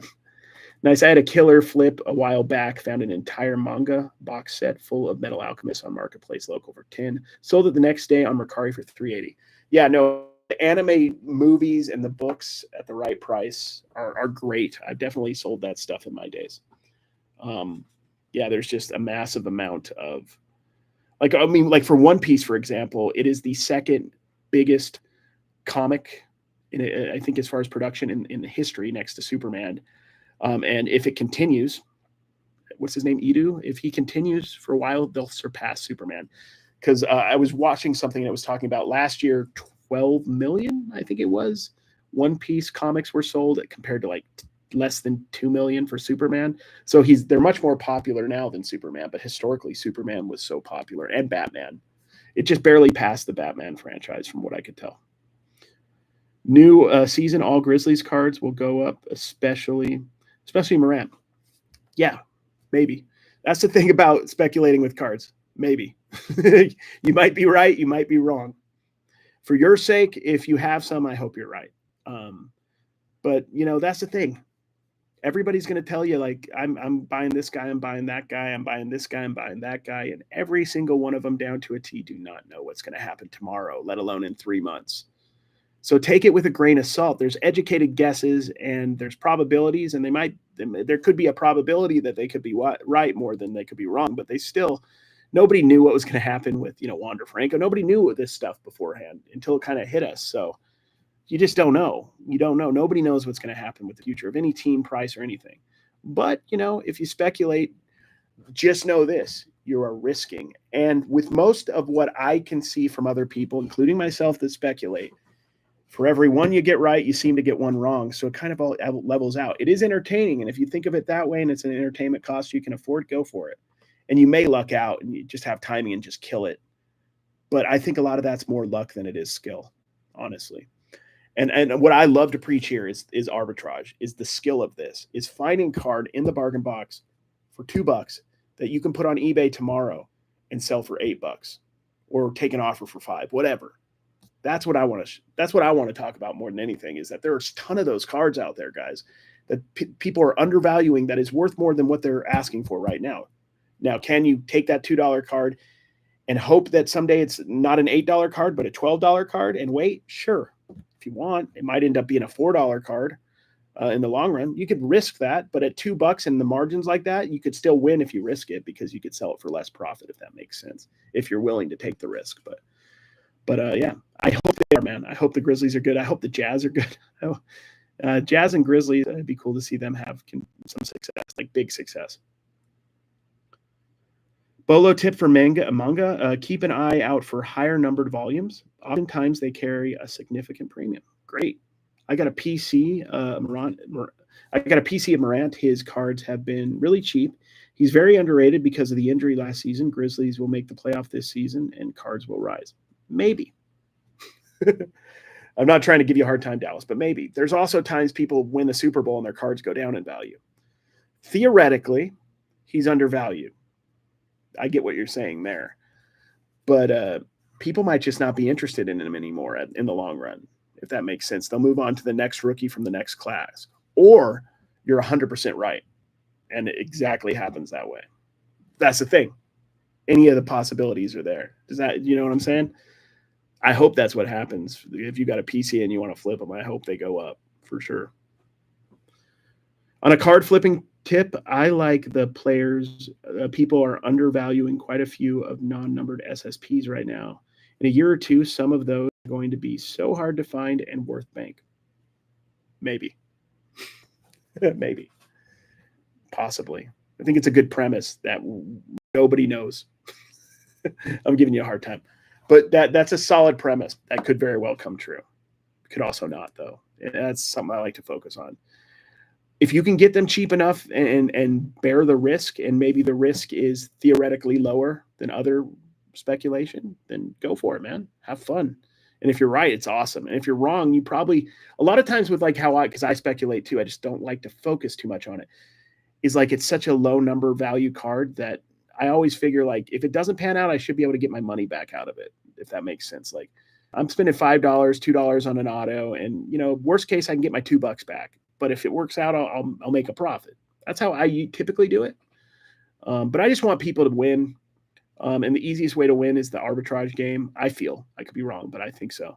Or maybe like buying raw and grading possibly. But speculating is fun. I enjoy it. Most everybody does it. And I think what you're saying, I get what you're saying completely. And same with the jaw. I totally get that reasoning. I totally get it. He was so hot and he's not anymore. And it's partially because of what happened with the gun stuff, but also like the injury is a big part of it. But like he could come back and be averaging 25 points a game, but Wemby could be averaging 30, and everybody's focused on Wemby and ignoring Ja. Like there's so much nuance. And whoever the hot rookie is, Alexander Sarr comes in and starts doing 25 points a game, which isn't likely. Then everybody's focused on him because he's the new young mystery guy that could be the next Hall of Famer or whatever we're predicting. I saw Wander Franco numbered rookie for $1 and passed. Right, Samuel? Who would have passed on that? What is it? Let's say 2 years ago before this stuff. There, not one of us flippers before we knew what happened with him, before we knew any of this bad stuff, when we thought he was just the stud prospect and player he was on the field. None of us would have passed on that card for $1. And the bargain boxes are littered with players with typically not that crazy of a story, but like players who just never got a shot, or players who got injured, or players who were hyped and had a solid career, but maybe not like a really like a Joe Smith, number 1 pick in the 1995 draft. He had a long career and he wasn't a bad player. In fact, he was a pretty good player, but he wasn't like a player you get excited to watch. He wasn't doing highlight film dunks, and he was on some good teams, but like he was a solid role player, but he wasn't like a star per se. He was like a semi-star, and he was a number 1 pick. And in 1995, you were flipping cards. You were probably buying Joe Smith and flipping them and maybe holding them. And now you can probably find his autograph for under $5 in a bargain box. And there was a time where you probably couldn't touch it for $100. So I love those stories though, because the bargain boxes are a great teacher of those stories. It's a constant reminder that not to get too into these players, even if it seems like they're destined for the Hall of Fame, because there's a lot of people who are getting abducted into the Hall of inducted. Hopefully they're not getting abducted. If anybody's getting abducted by aliens, we should look into it. But they're getting inducted into the Hall of Fame, and their cards are worthless. Like, how many of you guys have Jeff Bagwell cards in your collection, or are flipping Jeff Bagwell cards? I can sell his rookies for $2, $2.50, maybe $3. He's a Hall of Famer. He had an amazing career.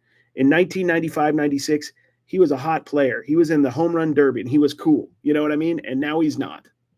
And it'll happen to Wemby probably too. Probably. But also, don't listen to me because I'm just guessing. You know what I'm saying? It's interesting. So strike while the iron's hot, but it's cool too because like you could still find these. Like if you find a Jeff Bagwell card at the right price, maybe a Donruss Elite from 92 numbered to 10,000, that might be a $40 card. You get it for $2, you're making money on Jeff Bagwell now. You might find a Donruss Signatures Jeff Bagwell for, I don't know, like it'd be cool if you can get one for $10, probably worth 80. I don't know. So like there's definitely those Hall of Fame players. There's bargain potential in them, but they're definitely, you know, I just think about all the baseball guys when I was a teenager. Ben Greaves, Pat Burrell, Vladimir Guerrero Sr., who is or is going to be a Hall of Famer. I think he's already a Hall of Famer. Who's talking about Vladimir Guerrero Sr.? He was amazing. He was freaking cool too. And nobody cares because there's new people who are young that are replacing them, if that makes sense. There's an obsession with the young hype players. And John Morant and Zion are getting older. They're not getting younger, you know, and they could be hitting 30 points a game, but people are going to be more interested in the guy who's 19 getting 19 points a game, if that makes sense. Overall. And once again, I could be wrong. I hold nothing. And I'm not saying you shouldn't. Like, I just don't believe. I mean, there's probably some value in investing in certain older cards for sure. Because, like, you could have money in the bank or have a pretty secure, I guess, card investment on certain things. I'm pretty sure Mickey Mantle rookie is not going to go down in value, but it might. But like most of I don't think of cards as an investment. I don't think that's the right way to approach it personally. I think if you do, it's risky. And with risk, oftentimes comes loss. And you can get massive gains like sometimes people get. But I don't think I don't know. I don't think 2020 is coming around again anytime soon. And I prefer it to be like it is now. I want a real card market. This is a real card market we're dealing with real, not like all this inflated bubble stuff, like a real market. Learn how to play in this market and succeed. You're going to do well. I always used to talk about this, like what I do with reselling. It's recession proof. In a good economy, I sell a ton of sports cards, a ton of video games. In a bad economy, you know what I do? I sell a ton of sports cards and video games. People are always going to buy stuff for themselves. You might have to focus on lower value cards because people are being a little bit tighter with their wallet. You just do volume of that, right? I mean, there's a way to play the game. Right? No one is. Yes. Trying to crash I'm not trying to crash the Wemby market. I don't think I have that kind of power. But I think logic will tell you that, like, I don't know. I think the Wemby market's pretty hot right now. But will it always be hot? Doubt it, but I could be wrong. I just can't see when he's 32 and he's done the same amazing stuff for 10 years that people are going to be as excited about it. They're going to be on to the next unicorn. They're going to be kind of like with LeBron, how people take for granted, like the fact that he's 39 and still really good at basketball. Like you just expect it from him at some point, and you're going to expect greatness from great players at some point. And then you'll reflect and there'll be maybe some bumps, but you've noticed a lot in sports cards lately, like somebody gets announced to the Hall of Fame. Before they used to say there'd be a spike at this moment, a spike at that moment, a spike at this moment. And that sometimes happens, but other times it's almost like that's built into the price. You've already paid for that spike. So there's nowhere to go but staying current or going down. But don't take my word for it, please. I don't want to be the guru guy. I want to hopefully give some practical advice that you guys can use, but I don't want to be the guru. I don't want to be the guy who knows the future because it's a losing game, guys. Flip it and get your money now. It's a business principle. This is general. I'm a fast nickel over a slow dime. Because think about this. The fast nickel, this is my thought process. A couple items I'll hold on to and try to get the maximum amount of money. But say I go buy a $20 card that's worth $100, right? That's a pretty good buy, right? I'm going to make some good money. And then another person bought that same card for 20 and is going to sell it for 100 as well. We both have our card on the market. Somebody offers me $50. Remember, I paid 20. I take the 50 because I just maybe I negotiate, but let's just say I take the 50 and after fees, I make $23, right? So I have now $43. The other person refuses to take offers. They're still stuck at 100. A month later, I have bought 2 more cards at a $20, right? I bought a $23 card and a $20 card, put those both at $100 as well. He's still waiting to sell his $100 card. I then sell both of those cards because I'll take an offer at 60 and 50. You see how like I can flip the money over and over, maybe 5, 6, 7 times before they get that $80 they want or $70 after fees. And each time I'm flipping it, I'm making, $23 profit, $28 profit. And maybe I flip the cards 8 times, 10 times. And now I've made $150, $200 and they've made 80. It's a business thing, right? So like I'm about the fast nickel and not about the slow dime. We weren't necessarily talking about that, but I just thought I'd say it. Fatigue is a real thing for teams and players too. Yeah, you're right. Like people get tired. I feel like people will get probably tired of Pat Mahomes because he's so successful. People started hating on Tom Brady because you have to remember, if you're younger, you don't have to remember because you don't. Or if you're older, we should remember Tom Brady was once one of the main reasons Tom Brady got so popular. Well, the main reason was he was so freaking good. Second reason, I think, is because he was the underdog. I mean, he still has that story, but people don't look at him really as an underdog anymore. He's had so much success, but he was the quintessential Brock Purdy almost. Brock Purdy is the best example, Mr. Irrelevant. And if he wins a bunch of Super Bowls, then he'll be similar in stature in that way. But like he was an underdog, and now like, he retired. He had the best career, Tom Brady, that you could possibly have almost. And, people are on to the next guy. Sure, his cards still have value. He's still popular. Brett Favre is still popular with cards. Michael Irvin still sells some cards, but like he's definitely not as hot as name a hot young quarterback right now. Like, I don't know. He's definitely not as hot as Brock Purdy. And he's done a lot more than Brock Purdy has. Theoretically, he has a Hall of Fame career. He should be worth 10 times as much, but it's not about your production as much as it's about hype. I like your saying of always take a profit. Yeah, always take you never lose. You never lose when you take a profit. You may lose potential profit that you may or may not have ever gotten. Of course, you could look back and go, if I had sold 2 months later, I would have made more money, but you didn't know that when you sold it. And it could have also went down and you would have lost money. So if you take a profit, you always win. People always go like, what's one item you wish you didn't sell when you sold it? Or what's one item you're sad you missed out on or something? I don't really care, man. I'm going to miss stuff and I'm going to sell stuff too soon, but I'm going to take a profit. And if the card goes up to $1 billion, I was going to sell the card the way I sell cards, or I was going to sell the thing the way I always sold things. So I was never going to see that $1 billion. And, that was pure luck or something. I definitely wish I would have bought some Bitcoin about 10 years ago, but I didn't. My boy hit a Wimby in a $250 break, sold it in 4 days for $5,600 cash. I think that's a smart play. I mean, personally. PSA 8 Michael Jordan sold for $5.5K on eBay. It used to sell for over $25K. Never hold when you can make a profit. And travel with chopsticks. John, based on what people were telling us 3 or 4 years ago, that makes no sense. The veterans, the vintage was a sure thing, but it wasn't because the market was inflated or whatever it was. And it may go back up very well at some point, or it may continue to go down. I think it's probably you can have a debate on whether it was smart to sell it at 5.5 or wait for it to go up. But the only thing I could pretty much guarantee is it's going to do one or the other. So if you're selling it now, you can get that price out there, and you might not ever be able to get 5.5K for it again, because it might end up being a $3,000 card in 20 years. Could be a 25K card too, but you don't know. So modern era of collectors seem very savvy. Old Hall of Famers have their highest value ever. Yeah, comparatively to 5 years ago. A lot of people were buying in the bubble, though, where it went up even higher. But we'll see. We'll see. I think there's something to be said for some investments on older players, but which ones, right? I mean, there's the ones that everybody agrees on, but where's the line? Like, where's the one do you not invest in Robin Yount rookies that are graded?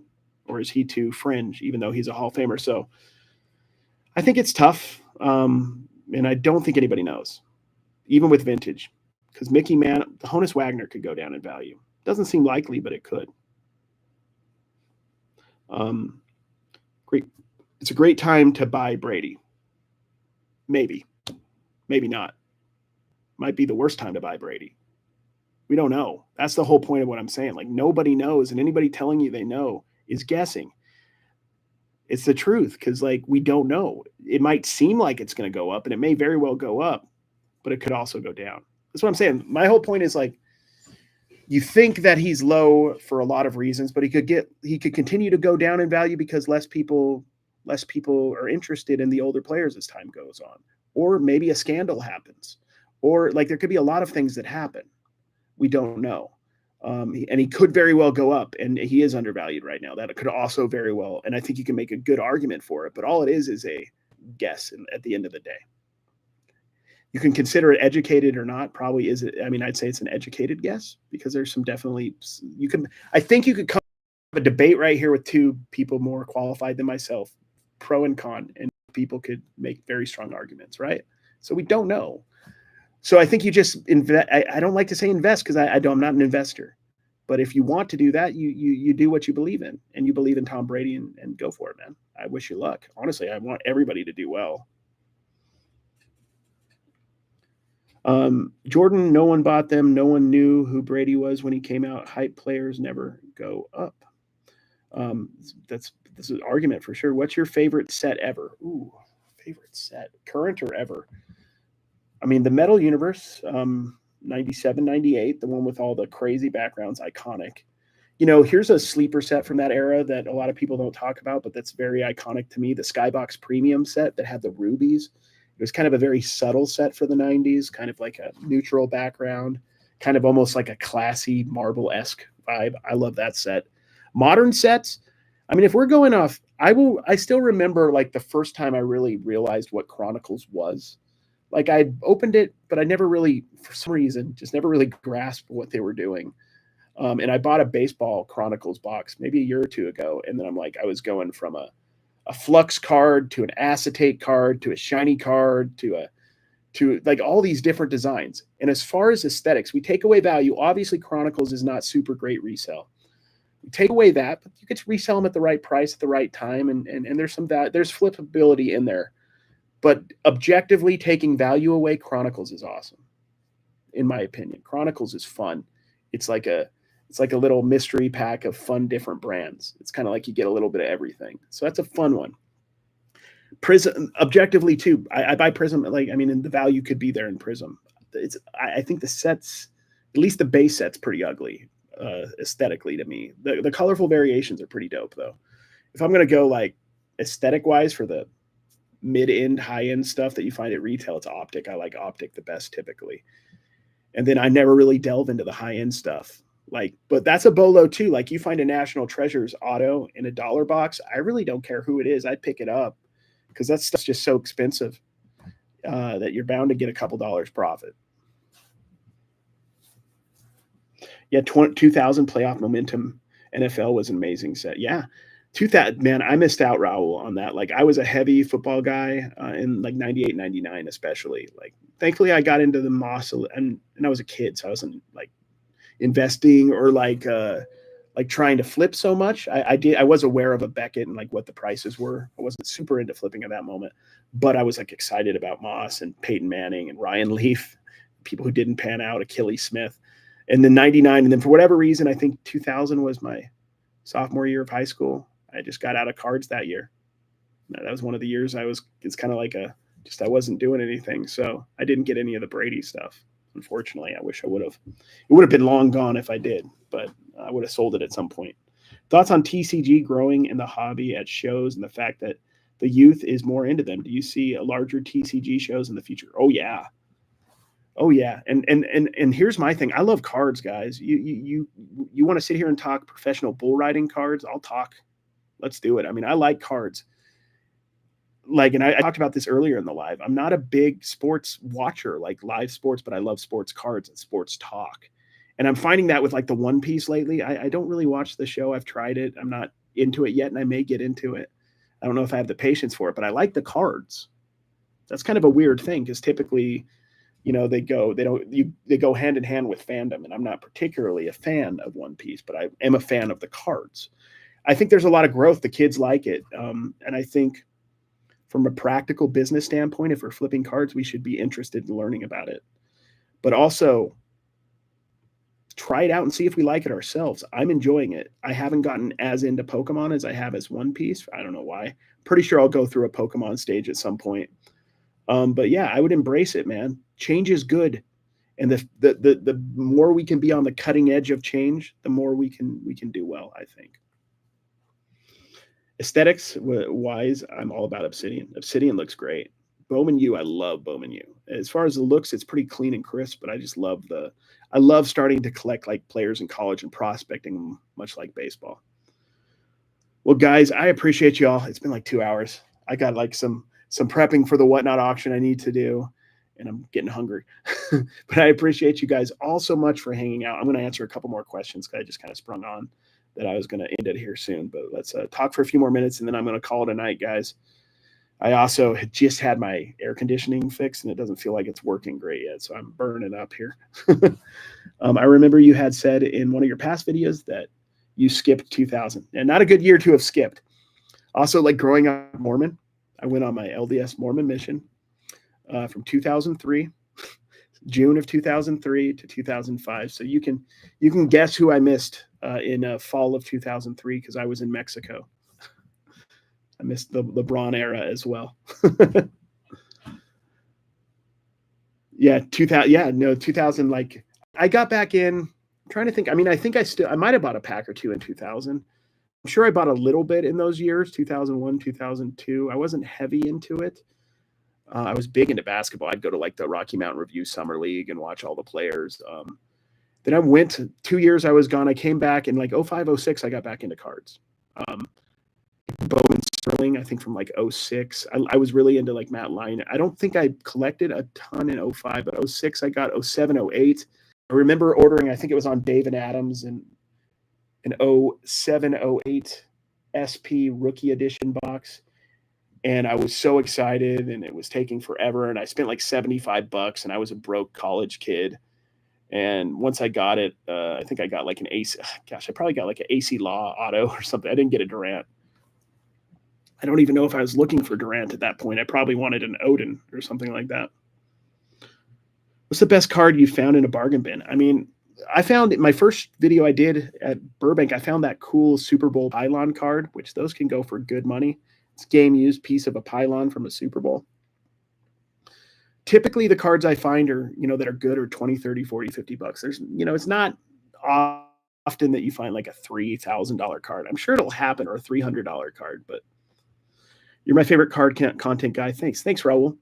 And I don't ever, like, if I'm like kind of coming at you guys with like how I feel about like investing versus arbitrage, I'm just having a lively debate here. I totally appreciate you guys following me, and I respect like a difference of opinion on it and like a totally different mindset. I think we all should talk to each other, and we have so much in common, guys, us card people. We have so much in common, and we disagree on certain things, or maybe even pretty much agree, but slight deviations in it. And I think it's all good.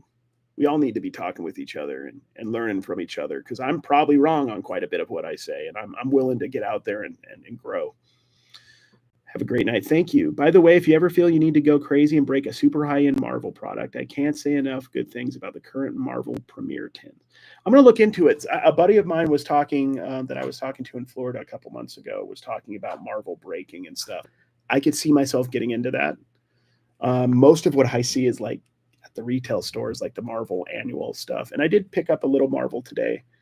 I would love to get into it more. I do have an affinity towards super like comic stuff, especially Marvel, especially X-Men. Like if there was like an X-Men set, that would probably be like my dream. Just a Gambit only set. Thank you so much, bro. Or at least I really appreciate you. Love the general flipping and card specific content. Hope Dawn is doing well also. Dawn is doing great. She's chilling, relaxing. I appreciate you asking. Thank you so much. I think people are really sleeping on Bowman U since it's basketball and football. It's literally the same thing as baseball. Jordan, I agree with you. I will agree with you 100% on that. Basketball particularly. I've done some good arbitrage flipping from Bowman U. Like at the start of the season, I was buying, I think I bought like a Kyle Filipowski auto. Gosh, it might have been $6. I think I sold it for like 18, 20, something like that. If you, especially basketball, I think football's the hotter one, but basketball still isn't really super.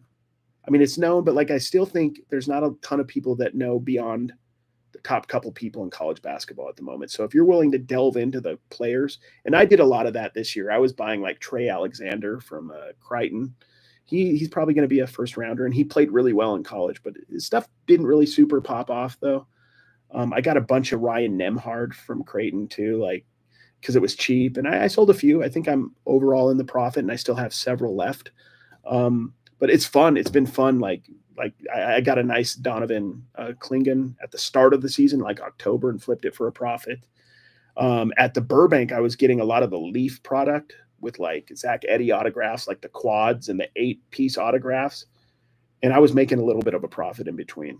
A couple I didn't do great on, but like overall, I was making profit on most of the cards. So a basketball, I think, is a particularly cool play. And I'm talking like find it in bargain box. It's cheap right now and flip it tomorrow for a profit. You don't even have to wait. And if you want to wait and see if they go up, cool. I've done that with a few people as well. But like a lot of that stuff, people are just like, I don't know who the heck Donovan Klingon is. I'm just going to put him in a bargain box. I don't know who Matas Pazulis is. Who's Ron Holland? I mean, a lot of us in this game know who these people are, but a lot of people don't. I think people, so we can get great deals. You make this expensive ass hobby enjoyable for some of us that can't afford it. Well, I'm the guy, man, and thankfully I'm starting to get more and more success, and thank you guys for that. And I could delve and take a little bit more chances, but I don't think and I'm not by any means super well off or anything, but I don't think I'll ever leave that mindset. Like with me and Don, we lived in our trailer, for 10 years. And we put most of the money we were making into a business location. We weren't trying to get a house. We live in a 3-bedroom apartment here in Vegas, guys. I want to find deals, and I love flipping things and hunting for stuff and then finding a deal and making money on it. It's a freaking joy. It really is. And you guys can do it too. I think you don't have to be spending a ton of money on this stuff. You could just be out there with $20 at a card show. 20 is tough, but you can do it. Like 20, you could have a whole day at a card show if you're really picky and enjoy it. Like it could be real. It could be like a real experience. Okay, I've got like $20. Okay, then you're gonna be super picky, but you're only gonna find the best stuff. You know what I mean? You're gonna only buy a card if it's really great. You're not gonna take as many chances. So you may leave with a 30 card pile that's amazing that can make you $200 if you're really taking your time. So sometimes having a budget's actually kind of like makes you super focus and become better than a lot of other people doing this. I can confirm Kerry is a great guy. He's been the best every time we've seen each other, Jordan. I appreciate that, man. One of these times, man, when we meet up, you got to come to dinner with us, man. It was me and Al and Larry last time. I would love to have you come hang out with us. And I'd love to meet and talk to you guys when I see y'all in person. I love talking cards. I love hanging out with my fellow card people, because we're a unique breed of people that have a connection with this that's cool and fun and beautiful.